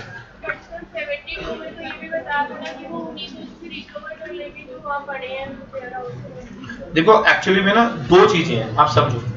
73A लायबिलिटी क्रिएट करता है और 72 रिकवरी की बात करता है। मैं आपके अगेंस्ट लायबिलिटी क्रिएट कर रहा हूं, मैं रिकवर कैसे करूंगा? अगर कोई भी ऐसी चीज मुझे मिल जाती है जो तुम्हारी ही थी, मान लो क्वांटिटी थी 1 लाख मान लो, और उसमें से 20 कम हुई है, तो उन 20,000 की ड्यूटी को रिकवर करने के लिए जो 80,000 की ड्यूटी है, क्या वो जो 80,000 की गुड्स हैं, क्या उन्हें सीज करके बेच के मैं रिकवरी कर सकता हूं या नहीं? तो 72 का जो सेक्शन है वो क्या है? Mode of recovery. And 73A क्या है? I am creating liability first of all. So that is the point. तो पहले we are creating liability and then we will recover like that. Hello, क्या सबको क्लियर हो गया बेटा? यस प्लीज, ध्यान से सुनिए। क्या अमेंडमेंट? सुन लो आराम से, एक लाइन में खत्म करें। वेयर हाउस आज के बाद कितने? पहला, ये सारे वेयर हाउसेज अब से कौन देगा? पब्लिक। जो स्पेशल वेयर हाउस है उसमें कोई भी सामान आएगा या नोटिफाइड गुड्स? नोटिफाइड। और नोटिफाइड हो चुकी हैं। कोई भी गोल्ड, प्रेशियस मेटल, ये which are goods meant for DFS या goods which are meant for stores, vessel या एयरक्राफ्ट, या किसी भी ऐसे व्यक्ति को जो कि प्रिविलेज्ड हो, तो उनका अगर कोई भी सामान होगा तो कहां रखा जाएगा? ठीक है जी। अब से सेक्शन 61 में पीरियड में चेंज आ गया, ईओयू का 3-5 का हिस्सा खत्म, जब तक वो रखना चाहे, जब तक वो, बाकी लोगों के लिए अभी भी 1 साल, इंटरेस्ट फ्री 90 दिन, बोर्ड के पास पावर है इंटरेस्ट छोड़ भी सकता है, गुड्स को नोटिफाई कर सकता है जिस पर इंटरेस्ट ना लगे, ऐसा भी हो सकता है कि वो इंटरेस्ट शुरू से लगा दे। क्या समझ आया? अब से power of the warehouse keeper खत्म, पावर ऑफ द पीओ खत्म, ऑनर की पावर में एक पावर कम कर दी कि वो अपने आप सैंपल, अगर उसको सैंपल चाहिए तो परमिशन लेनी पड़ेगी। पहले राइट होता था, right of I can take sample, अगर राइट वाइट नहीं है तमीज से पूछ दे दूंगा, राइट नहीं है तेरा, ये पहले राइट लिखा हुआ था 64 में, राइट ऑफ ऑनर, वो कहता है मेरा राइट है, तू मना नहीं कर सकता, बोला नहीं हटा देते हैं, ले अब राइट नहीं, सैंपल चाहिए तमीज से पूछ, फिर हम तुझे देंगे, हम हाँ भी कर सकते हैं और ना, तो इसलिए वो राइट हटा दिया। क्या समझ आई मेरी बात? Manufacturing within warehouse पुराना वाला है, 66 पुराना, 67, 68, 69, 70, 71, 70 नो चेंज, 73A नया आया जो कि लायबिलिटी क्रिएट कर रहा है किनकी, लाइसेंसेस। और अगर ऐसा हुआ कि goods contravention of section 71 replace हुए तो हम तेल से क्या रिकवर करेंगे, ड्यूटीज पेनल्टी। लॉक कर दो बेटा, that's all with warehouse, clear to all.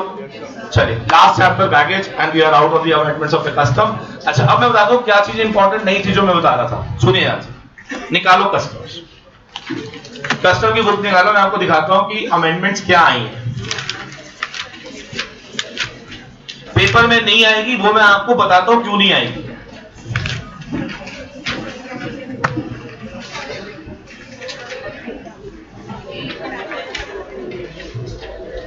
Page number 93,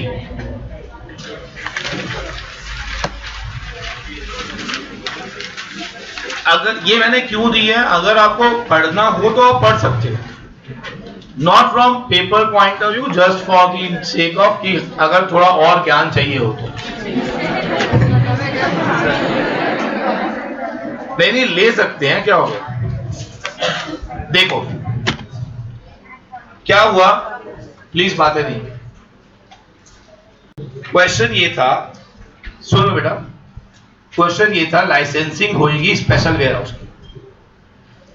notification number 69/2016 ने बता दिया कि वो लाइसेंसिंग कैसे होगी। हम लाइसेंसिंग करेंगे, ये तो ऊपर पीछे पढ़ लिया ना, कैसे होगी वो 69/2016 ने बताया। ऐसे ही थोड़ा सा आप आगे आएंगे पेज नंबर 95 पे, ये कह रहा है लाइसेंसिंग ऑफ पब्लिक कैसी होगी, मैं बताऊंगा। पेज नंबर 98 पे आएंगे, लाइसेंसिंग ऑफ प्राइवेट कैसी होगी, मैं बताऊंगा। क्या मेरा पॉइंट समझ आ रहा है? जल्दी बोलो यार। पब्लिक प्राइवेट की लाइसेंसिंग के तरीके, पावर्स और क्या क्या रूल्स एंड रेगुलेशन तुम्हें फॉलो करना है टू गेट द लाइसेंस, ये सारी नोटिफिकेशन में लिखी हुई है। मेरा एक सवाल है, समझिएगा जरा, ये नोटिफिकेशंस जो पावर्स हैं किन लोगों के ऊपर अप्लाई होती है? जिन्होंने सामान रखवाना है या जिनको लाइसेंसी बनना है। तो ये नोटिफिकेशन कौन पढ़ेगा?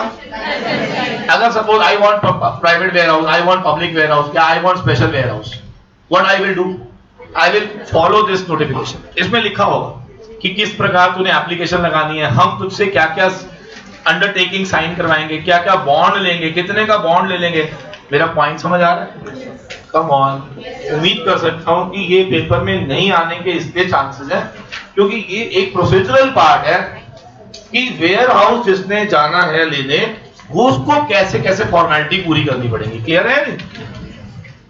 समझ आ रही है बेटा? इसे हम अमेंडमेंट वर्ड नहीं बोलते प्रैक्टिकली, ये सारा एक प्रोसीजरल पार्ट है जो कि ऐड किया गया due to amendment in section या 57, 58 लाइक दिस। तो ये सारा क्या अमेंडमेंट्स है या ये प्रोसीजरल पार्ट था। तो अगर मैं ये कहूं कि मुझे पब्लिक वेयर हाउस चाहिए, व्हाट इज द प्रोसीजर, तो वो वेयर हाउस के चैप्टर में नहीं लिखा हुआ, वो इस नोटिफिकेशन में। मुझे स्पेशल वेयर हाउस का लाइसेंस चाहिए, व्हाट इज द प्रोसीजर, तो वो वेयर हाउसिंग के चैप्टर में नहीं है इस नोट। उम्मीद करता हूं क्लियर टू ऑल। इसमें क्या लिखा होगा, जिस भी आदमी को चाहिए उसका ट्रैक रिकॉर्ड ठीक होना चाहिए, उसको बॉन्ड भरना होगा, उसको हमारी ये बातें माननी होगी। मेरा पॉइंट समझ में? पढ़ लेंगे इसको, बोलो। नहीं पढ़ेंगे? वैसे तो मैं बोल रहा हूं नहीं पढ़ेंगे तो भी कोई दिक्कत नहीं, ठीक है। चलो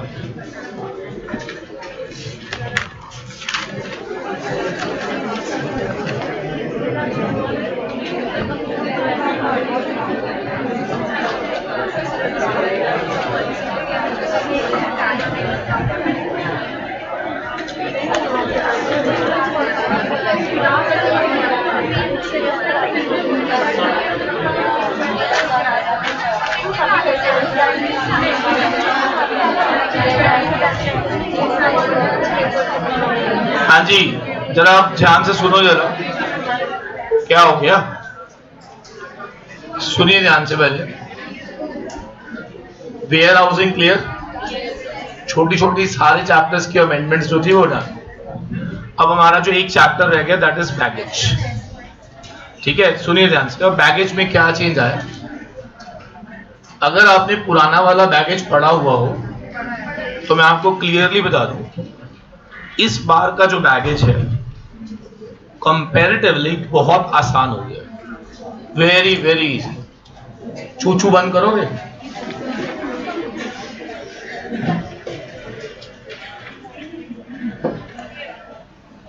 सुनिए ध्यान से,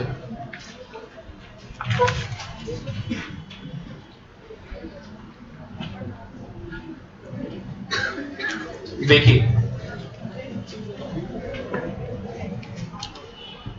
बैगेज के किसी भी सेक्शन में कोई चेंज नहीं है। मतलब सेक्शन 77 जिसमें आपने ये पढ़ा था कि हम लोग डिक्लेरेशन लगाएंगे, वो आज भी वही है। इसका मतलब जो भी आदमी अपने साथ एज अ बैगेज सामान कैरी करता है तो उसे सबसे पहले एक डिक्लेरेशन फाइल करनी होती है इन फॉर्म 1 के अंदर।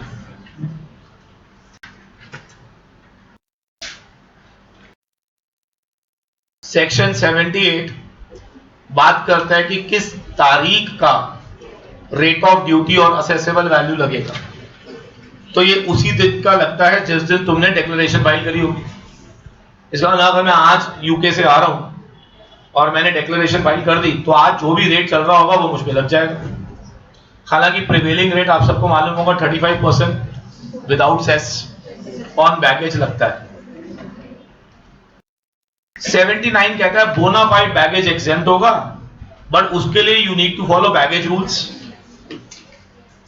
और बैगेज रूल्स पहले जो थे वो पुराने वाले रूल्स जो आपने पढ़े हैं वो चेंज हो गए हैं, न्यू बैगेज रूल्स 2016 आ गए। तो इसका मतलब section 79 read with baggage rules जब आप पढ़ेंगे तो कौन से वाले बैगेज रूल्स पढ़ने हैं? 2016 वाले पढ़ने हैं, पुराने वाले नहीं। सेक्शन 80 81 सेम है। 80 में था टेम्परेरी रिटेंशन ऑफ गुड्स, 81 में था कि अगर बोर्ड चाहे तो रेगुलेशंस बना सकता है। सब कुछ सेम है। तो फिर बैगेज में बदला क्या बेटा? Baggage rules.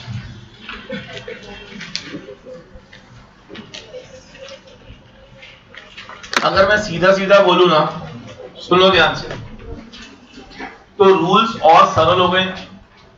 पहले आपको याद होगा हम एज देखा करते थे, स्टे देखा करते थे, सब खत्म। कोई एज नहीं देखनी, कोई स्टे नहीं देखनी। चूचू शुरू हो जाते हो।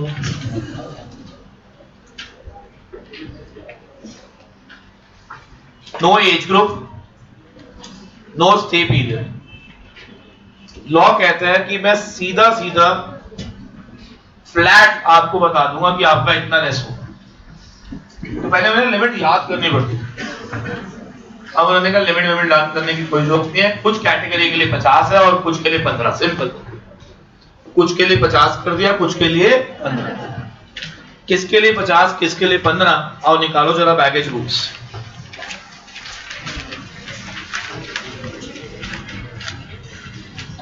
सर पेज नंबर 87 निकालिए जरा।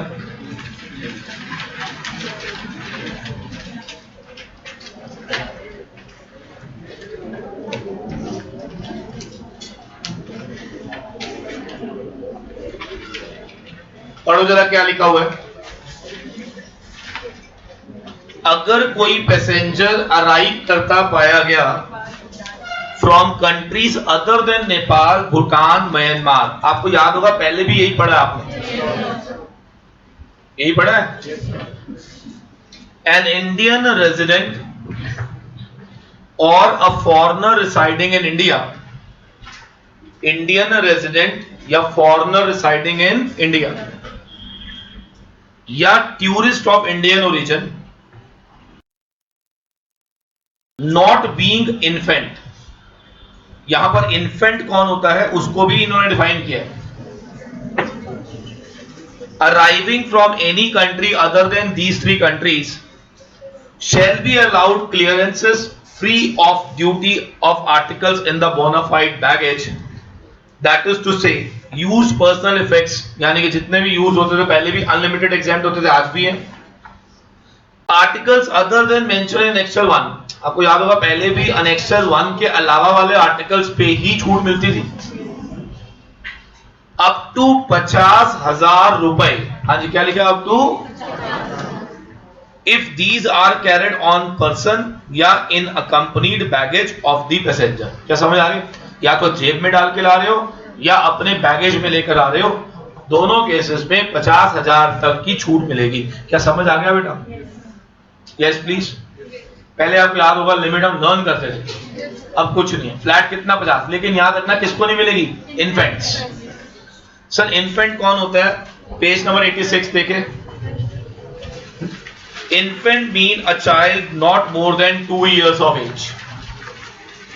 इन्फेंट का मतलब a child not more then, इसका मतलब अगर आपके साथ एक 2.5 साल का बच्चा जा रहा है तो वो भी अपने साथ 50 साल की चीज कैरी कर सकता है। समझ आ रही है? वो भी अपने साथ कैरी कर सकता है कितने की चीज, 50 साल। सिर्फ बेनिफिट किसको नहीं दे रहे, और इन्फेंट तो वही है जो गोद में है, क्योंकि 2 साल का बच्चा अक्सर कहां देखा जाता है कहती है ऐसे कैसे, हाँ जी।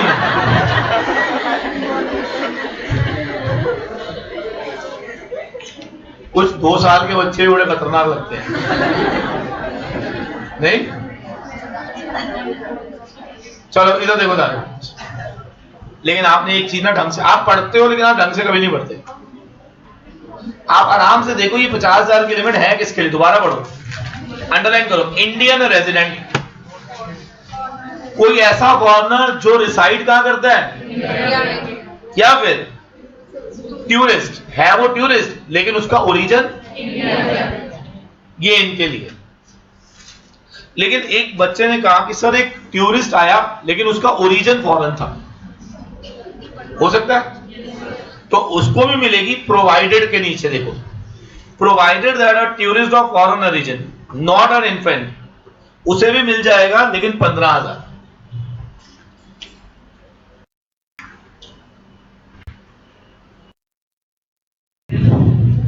समझ आया क्या?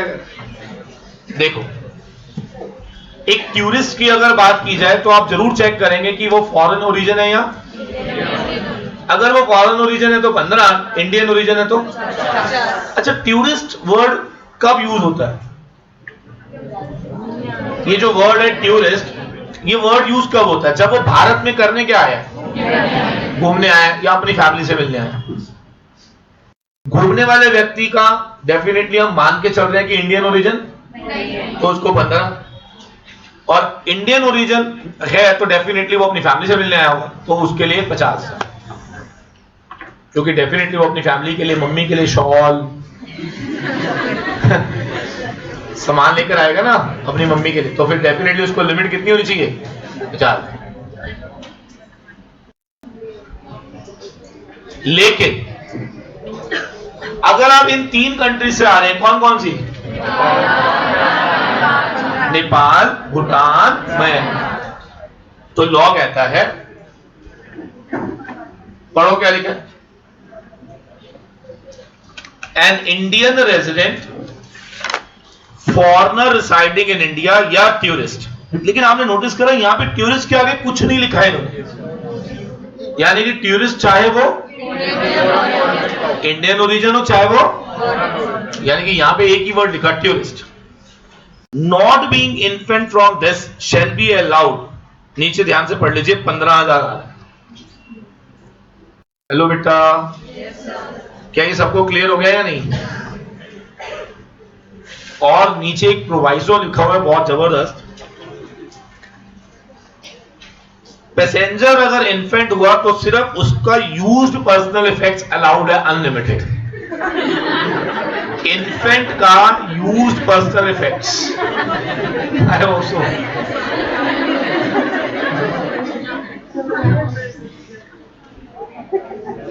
अगला बोलो क्या लिखा है, प्रोवाइडेड फर्दर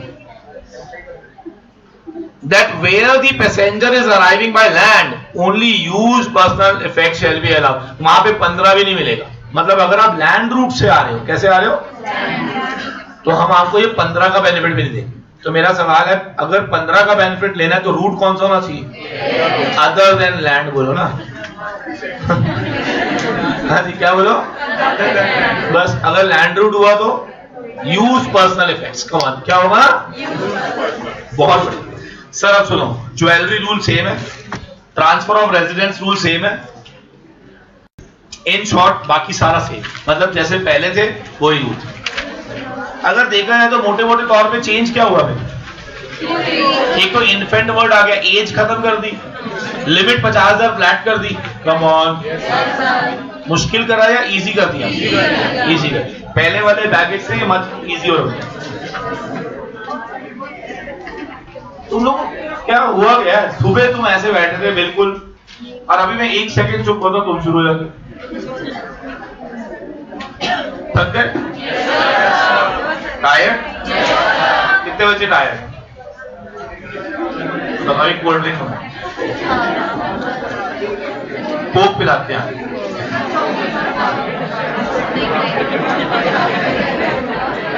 ध्यान से सुनिएगा, बोल लो, पहले तुम बोलो फिर मैं बोल।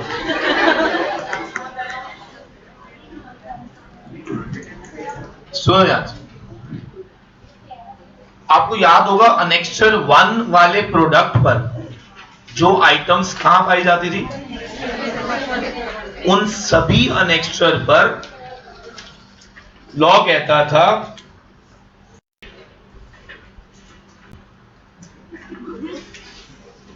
कि आपको 50 का भी बेनिफिट नहीं दिया जाएगा। तो अनेक्स्चर 1 में आपको याद होगा alcoholic liquor up to 2 litres, in excess to 2 litre होगा तो अनेक्स्चर 1 है, अप टू 2 लीटर है तो वो अनेक्स्चर 1 नहीं है। कुछ याद आ रहा है? तो अगर मैं ये कहूं कि एक आदमी बाहर से आ रहा है, टूरिस्ट है, इंडियन ओरिजिन है, अपने साथ 1 लीटर लिकर लेकर आता, अनेक्स्चर 1 आइटम तो वैल्यू है उसकी लिकर की 70,000, क्या 50,000 का बेनिफिट ले लेगा? बैलेंस पर लाइबल फॉर ड्यूटी, बैलेंस पर वो क्या देगा, ड्यूटी। बेटा आपको समझ आ गया? लेकिन अगर वो 2 लीटर से ज्यादा लेकर आएगा तो वो अनेक्स्चर 1 आइटम बन जाएगी। और once it is annexure 1 item, तो हम ये नहीं कह रहे कि तुम्हें इंडिया में घुसने नहीं देंगे, हम ये कह रहे हैं कि वो फुली चार्जेबल टू टैक्स होगा, उस पर 50,000 का बेनिफिट नहीं। तो कौन से वाले पे बेनिफिट नहीं मिलता, अगर वो आइटम अनेक्स्चर, तो बेटा जी अनेक्स्चर 1 में क्या था, पेज नंबर 92 पे देख लीजिएगा, इसको अच्छे से पढ़ लेना, मेरे ख्याल से कोई प्रॉब्लम नहीं आएगी। अच्छा, जो ये यहाँ पे आ रही हैं आइटम्स, इनके बारे में कमेंट कौन करेगा?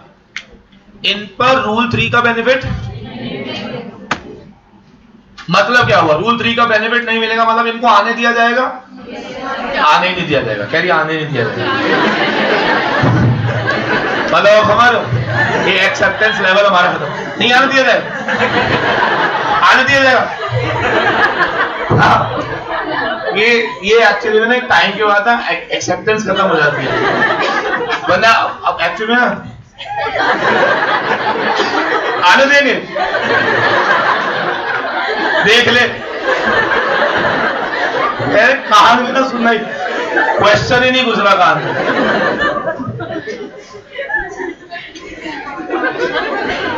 सुबह से बोल क्यों रहे हो तुम यहाँ पे खड़े हो? नहीं 9 बजे से बोले जा रहे हो, बोले थकावट तो होती है। पेपर जो हमारा भी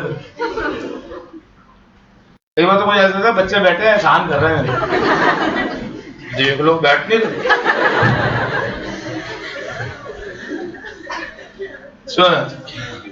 अनेक्स्चर 1 में जो आएगा उससे माल को तो आने दिया जाएगा, बट आपको रूल 3 में बेनिफिट मिलेगा, फुली टैक्सेबल। क्या होगा वो? सिंपल। अभी समझ आता है? चल, आपको कस्टम टैरिफ एक्ट याद होगा। कस्टम टैरिफ एक्ट में क्या होता था, एक ना ड्यूटी होती थी, रूल 8 सेफगार्ड ड्यूटीज। तो एक स्पेशल ड्यूटी होती थी रूल 8C जो लगाई जाती थी सिर्फ चाइना में, वो डिलीट हो, बस हो गया खत्म। मतलब ये कि चाइना के प्रोडक्ट्स पर अब से सेफगार्ड ड्यूटी चार्ज। रीजन क्या था? बहुत एक्चुअली मोदी जी शुरू में चाइना गए थे। नहीं मैं सच बता रहा हूं, क्या चाइना गए थे? अब जब ये चाइना गए थे ना, तब इनके बीच में ये कॉन्ट्रैक्ट हुआ था कि चाइना, एक्चुअली में क्या होता है कि जब ये डेलीगेशंस जाते हैं तो इनके बीच में कुछ समझौते होते हैं। तो जब वो समझौते हो रहे होते हैं तो उस समय उसका इम्प्लीकेशंस प्लस माइनस नहीं देखा जाता, क्योंकि मुझे तुमसे कोई काम करवाना और तुझे मुझसे कोई काम करवाना। तो चाइना वालों का प्रपोजल था कि आप हमारे प्रोडक्ट से सेफगार्ड हटाओ, अगर आप हमारे पास आए हो, एंड इसका मतलब you are actually looking for good relationships. तो गुड रिलेशनशिप तभी होंगे ना जब आप एक्सेप्शनली हम पे चाइना वाले प्रोडक्ट पे लगा रहे हो, तो that means you are not moving toward good relationship. तो अगर आप करते हो तो 8C हटा दो। मोदी जी ने यस कर, एक्चुअली में 8C ड्यूटी को हटा दिया गया वहां से। मेरा पॉइंट समझ? 8C ड्यूटी को वहां से डिलीट कर दिया गया। अब जब 8C डिलीट हुआ तो मेरे ख्याल से उस समय मैंने कहा ना, एक्चुअली में टाइम टू टाइम सिचुएशंस बदलती है। आज सिचुएशन हमारी बिल्कुल अलग है। तो in fact what we are looking forward now, China से सेफगार्ड हटा दो या और डबल लगा दो, माल ही ना लाए हम। सो सिचुएशन की बात होती है। बट फिलहाल अगर तेरे पेपर में आएगा तो भाई साहब क्या लिखना है? सेफगार्ड ड्यूटी पहले तो क्योंकि ओमिटेड चीजें नहीं आती, तो रूल 8C अब से डिलीट हो चुका है। क्लियर हो गई बात? चलिए, कस्टम हमारा समाप्त हुआ। एक सेकेंड, हिल क्यों रहे हो?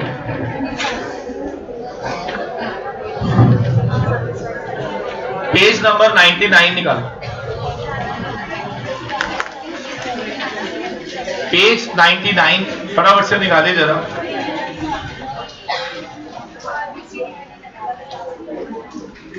अमेंडमेंट नंबर 14,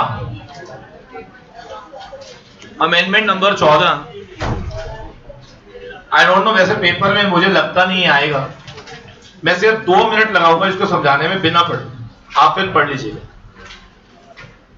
इंडिया में मान लीजिए कोई इवेंट है, जैसे आपने देखा होगा प्रगति मैदान में इवेंट्स लगती है, एग्जीबिशंस। कई बार क्या होता है, इन एग्जीबिशंस के लिए कुछ सामान, मान लो चाइना वालों को अपना कोई प्रोडक्ट इस एग्जीबिशन में लगाना, तो गुड्स को भारत में लाया जाता है, but only for the purpose of display, only for the purpose of. तो लॉ कहता है अगर कोई सामान भारत में आएगा विद अ क्लियर ऑब्जेक्ट, क्या कि वो इसे यूज करेंगे फॉर, तो हम उस पर ड्यूटी चार्ज नहीं करेंगे। बस एक बॉन्ड भरना होगा आपको हमारे साथ, और जैसी वो एग्जीबिशन खत्म होगी आप उस प्रोडक्ट को जिसे आप डिस्प्ले के लिए लाए थे वापस ले जाइएगा। क्या मेरा पॉइंट समझ आ रहा है? हाँ, गुड्स की आइडेंटिफिकेशन वही होनी चाहिए जो भारत में आया था। लेकिन अगर ऐसा हो गया कि वो गुड्स आप वापस नहीं लेकर गए, तो उस बॉन्ड के जरिए से हम आपसे ड्यूटी रिकवर कर लेंगे। क्या समझ आ गया? तो कौन से वाले पे इंपोर्ट ड्यूटी भी लगेगी? अगर गुड्स का ऑब्जेक्टिव क्या है? डिस्प्ले इन पर्टिकुलर इवेंट या एग्जीबिशन, तो लॉ कहता है we will not charge custom duties provided वो री एक्सपोर्ट हो जानी चाहिए as soon as event is over. क्या क्लियर हो गया? तो उसके ऊपर इन्होंने ये नोटिफिकेशन निकाला हुआ है, नोटिफिकेशन नंबर 8/2016 पेज नंबर 99। क्या क्लियर हो गया सबको? बोलो, इसको ऐसे बड़ा बड़ा लिख लो, नो ड्यूटी, ताकि आप पूरा ना पढ़ो तब भी समझ आ जाए अंदर है क्या। लिख लीजिएगा, no duty if goods are imported in India। यदि गुड्स को भारत में इंपोर्ट किया जाएगा, आगे तुम बता दो, फॉर पर्पसेस ऑफ डिस्प्ले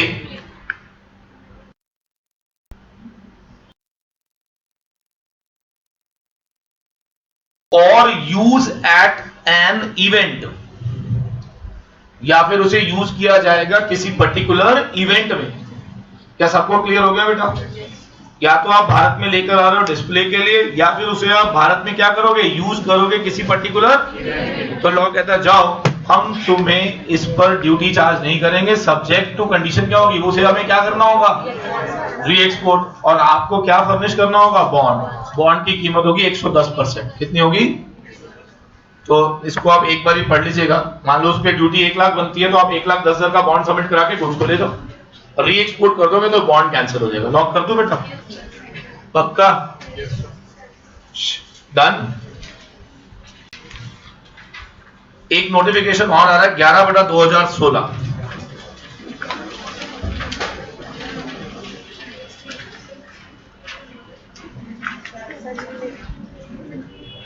सुनिएगा जरा ध्यान से, क्या है ये नोटिफिकेशन में क्या हुआ है। आप लोगों को सर्विस टैक्स में एक डिक्लेयर्ड सर्विस याद होगी जिसमें था सॉफ्टवेयर्स। मालूम है आपको? ये समझिएगा जरा, डिक्लेयर्ड सर्विसेज में आता है वो। किस में आता है? लॉ कहता है, इस नोटिफिकेशन में क्या कहा इन्होंने, अगर कोई भी ऐसा सॉफ्टवेयर जब भारत में इंपोर्ट किया जाए, अगर वो कवर्ड होगा डिक्लेयर्ड सर्विस में, अगर वो किस में कवर्ड होगा, तो उस पर हम सीवीडी एग्जेम्प्ट कर देंगे। शर्त क्या है कि जो इसे इंपोर्ट करेगा वो भारत में सेपरेटली सर्विस टैक्स पे करे। देखो, दो ड्यूटीज एक साथ नहीं लगेंगी, या तो हम क्या लगाएंगे उस पर,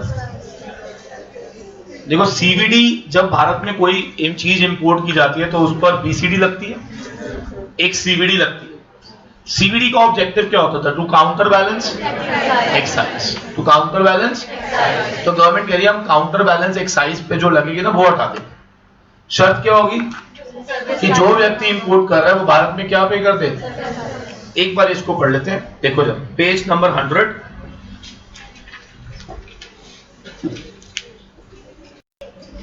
पढ़िए जरा क्या लिखा हुआ है। The central government on being satisfied that it is necessary in the public interest so to do has exempted media with recorded IT software। Please बातें नहीं, किसको एग्जेम्प्ट कर रहे हैं? मीडिया। कौन सा मीडिया? एक ऐसा मीडिया जिसमें कुछ आईटी के सॉफ्टवेयर्स रिकॉर्डेड पाए जाएंगे। It can, media can be CD, pen drive, whatever. See, software हमेशा किसी मीडिया में आता है, तो हम किसको छोड़ देंगे? उस मीडिया पे ड्यूटी नहीं लगाएंगे। Under chapter 85 of first schedule to custom tariff act, on which it is not required under provision of legal metrology act or rules made thereunder या any other law for the timing enforced to declare on the package of said media thereof the RSP। Line दोबारा पढ़ लीजिए। On which it is not required, मतलब अगर हमें लगा कि उस पर क्या लिखना जरूरी नहीं है, RSP लिखना जरूरी नहीं। मैं पूरा लॉजिक बताऊंगा क्या है ये। Under the provision of legal metrology act और रूल्स मेड देयर अंडर या under any law for the timing in force to declare on the package of said media the RSP from so much of the additional duty. हाँ जी, exemption जो करेंगे वो किससे करेंगे? Additional duty. There on under subsection 3 of said custom tariff act, determined under section 14 of the said custom act and rules made thereunder, read with subsection 2 of section 3 of custom tariff act, as is equivalent to the duty payable on the portion of the value of such information technology services recorded in the said media which is leviable to service tax. Underline karo, which is leviable to under the section 66B read with 66E of the Finance Act 1994. Now try to understand क्या होता है. मैं आपको ना एक बड़ा simple सा बताता हूँ. Actually ना सेम अमेंडमेंट ना एक्साइज में भी लाई गई है. तो आपको ना पहले पूरा समझाता हूँ हुआ क्या है यहाँ पे. देखो ध्यान से सुनिएगा. मैंने अभी सर्विस टैक्स की आपको अमेंडमेंट्स कराई नहीं है, राइट? तो मैं जब सर्विस टैक्स की अमेंडमेंट्स कराऊंगा तो मैं इसको इसके साथ मर्ज कर दूंगा. हुआ क्या एक्चुअली में, सर्विस टैक्स में मैंने डाली हुई है, अगर आप कहोगे तो मैं भी चेक करा. सर्विस टैक्स में एक अमेंडमेंट आई जिसमें ये कहा गया, इंडिया में कोई अगर सॉफ्टवेयर बन रहा है, इंपोर्ट को तो छोड़ ही दो ना, पहले हम किसकी बात करते हैं? क्योंकि कस्टम में तो इंपोर्ट की बात हो रही है, तो चलो पहले भारत में बना लेते हैं. अगर कोई सॉफ्टवेयर भारत में बनाया गया और उसे एक मीडिया में डाला गया और अगर उस पर LMA के अंतर्गत MRP लगा दिया गया, लॉ कहता है उस पे एक्साइज लगेगा जी. अगर वो किसमें कवर्ड हो गया, सेक्शन, और उस पर क्या आ गया, तो लॉ कहता है फिर उसमें क्या लगाएंगे हम, क्योंकि एक्साइज लग गया तो सर्विस टैक्स की नोटिफिकेशन में क्या लिखा होगा, उसको हम सर्विस टैक्स से एग्जेम्प्ट. अब मेरा एक सिंपल सा लॉ बन गया. बताओ सिंपल सा लॉ क्या बना? अगर भारत में कोई सॉफ्टवेयर बनाया गया और अगर वो 4A में कवर्ड है जिस पर MRP लिखना, तो बेटा लॉ कहता है कि उस पर क्या देंगे हम, बात खत्म हो गई. और उसमें क्या नहीं लगेगा. अब मेरा एक सवाल आपसे, इसका मतलब ये हो गया कि गवर्नमेंट का क्लियर इंटेंशन है जो प्रोडक्ट 4A में फॉल कर गया उस पर हम एक्साइज ही लगाएंगे और ये छुड़वाएंगे. अब मैं आपसे लॉ पूछता हूं, आप मुझे बता दो, अगर ये 4A में नहीं कवर्ड है तो क्या इस पे वापस क्या लगेगा? तो लॉ कहता है एक तो लगाऊंगा मैं. कम ऑन यार. अब सवाल आपसे दोबारा, इंपोर्ट हो रहा था, 4A में नहीं था, तो इंडिया में उस पर एक्साइज भी, तो फिर उस पर CVD भी, शर्त सर्विस टैक्स एट पार कर दिया इन्होंने.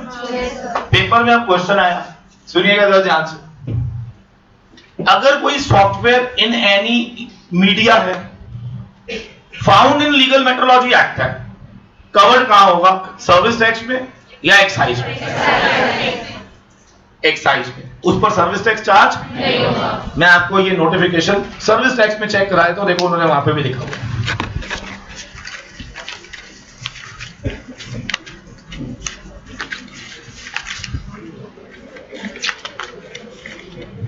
Page number 59.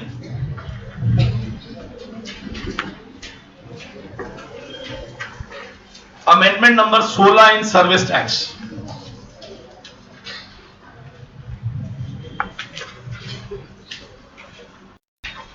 पढ़ेंगे जरा साथ में, रीड करो जरा क्या लिखा है.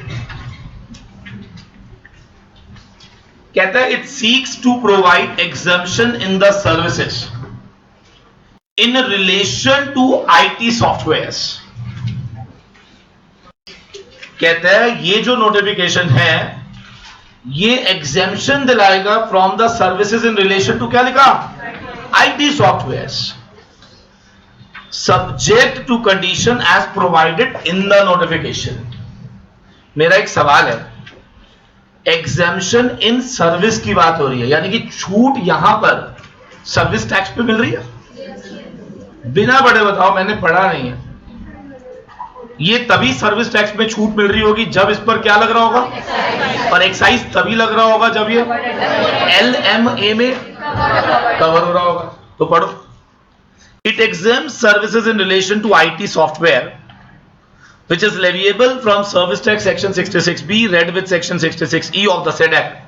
When such IT software is recorded on any media covered under Chapter 85 of First Schedule of SETA, on which it is required under the provision of LMA or rules made thereunder, या under any other law for the timing enforced to declare the package of such media thereof, the RSP. क्या word आ रहा है? The from whole of the service tax subject to the following condition. I hope so now you can appreciate law बहुत clarified है.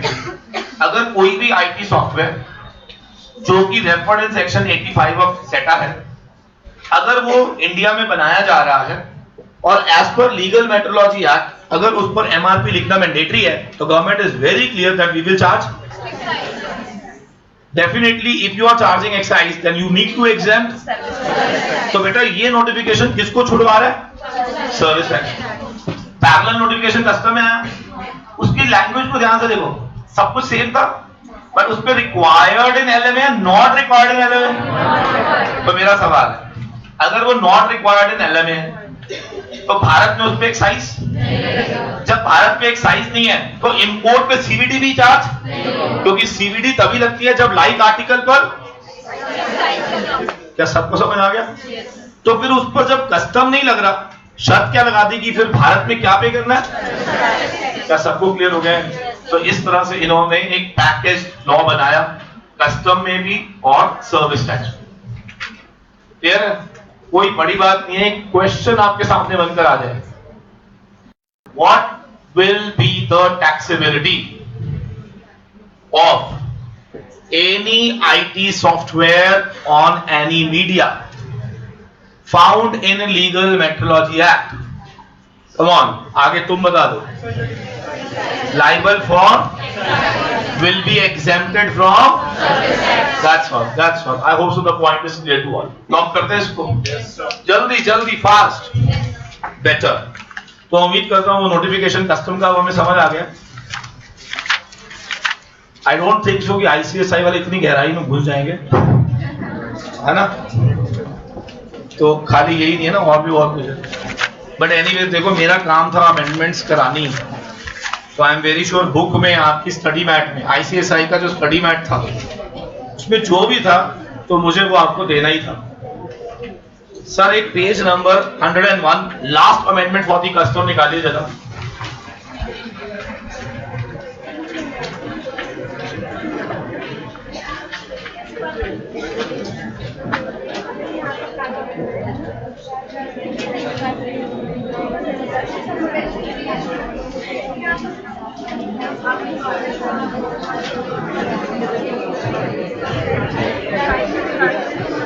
सुनो ध्यान से.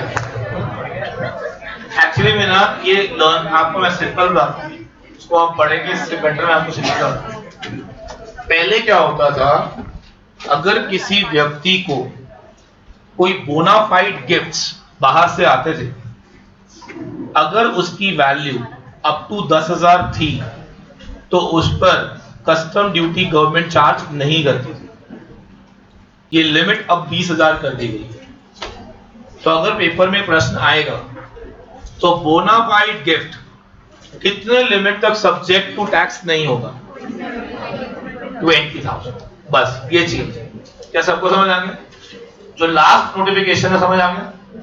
क्या कह रहा है वो? अगर कोई बोनाफाइड गिफ्ट भारत में अगर आता हुआ पाया गया कोरियर के थ्रू या व्हाटएवर, तो लॉ कहता है कि हम उस पर नहीं लगाएंगे कस्टम ड्यूटी अगर उसकी जो वैल्यू है इससे ज्यादा नहीं होनी चाहिए. सिंपल. लॉक कर दो बेटा. And that's all with customs. ये तो एरिया ऑफ डिस्प्यूट होता होगा ना, मतलब 20 का बोनाफाइड है. हाँ, 20,000 के लिए क्या है? ऊपर देखना जरा सामने, ऊपर देखो सामने. Very good. एक्साइज में ना SSI पढ़ा था हमने. इसमें एक छोटा सा पॉइंट मैं बताना भूल गया, हालांकि मेजर नहीं है वो, बहुत माइनर सा पॉइंट है. आपको याद होगा SSI में जब हम पढ़ते थे तो 400 लाख 150 लाख, तो आपको याद होगा clearance to Nepal and Bhutan was taken as home consumption. उसमें क्या कट गया है? मतलब only clearances to Bhutan shall be taken as home consumption. Nepal को अब होम कंजम्पशन नहीं मानेंगे, वो एक्सपोर्ट माना जाएगा। मेरा पॉइंट समझ आ रहा है? SSI नोटिफिकेशन में लिख लो यार, लिख लो, बोल लो, लिख लो, इतना थोड़ा दिमाग चलता रहेगा। लिख लो, in case of SSI notification 8/2007, in case of SSI notification 8/2007, any clearances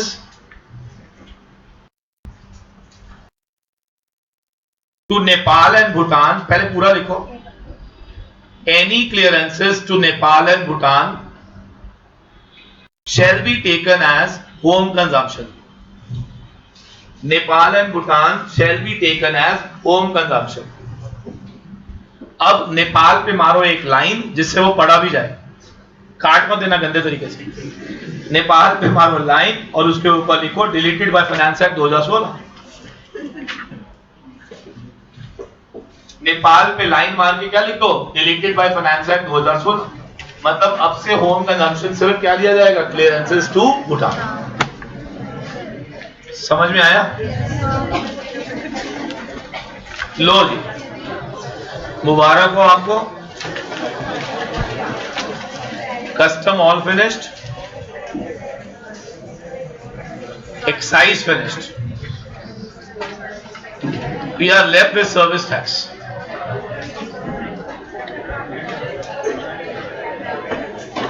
हाँ जी, क्या मूड है?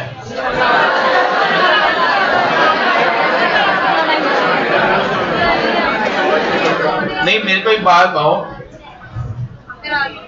थके तो नहीं हो आप?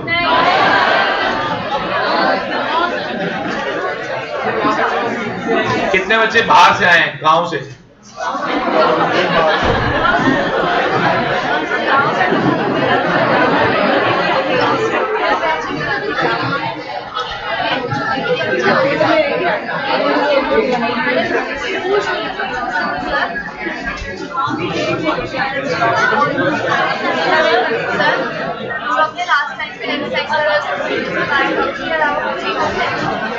ये सुन लो ध्यान से, देखा देखी मत उठ जाना। ये सारे वो लोग उठ रहे हैं जिन्होंने अभी अमेंडेड पढ़ा।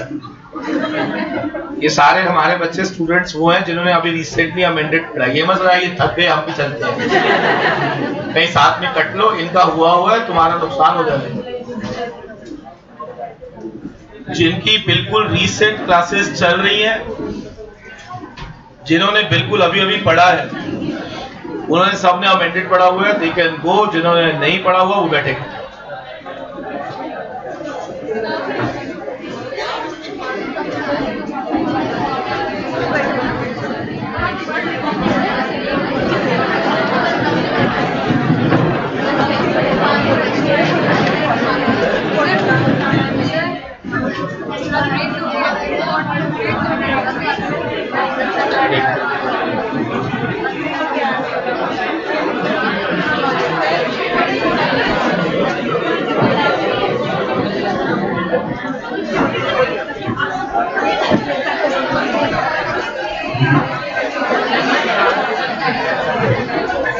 हाँ जी, फ्रेश हो आप लोग?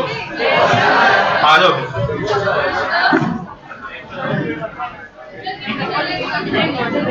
सर्विस एक्ट में 2 घंटे कम से।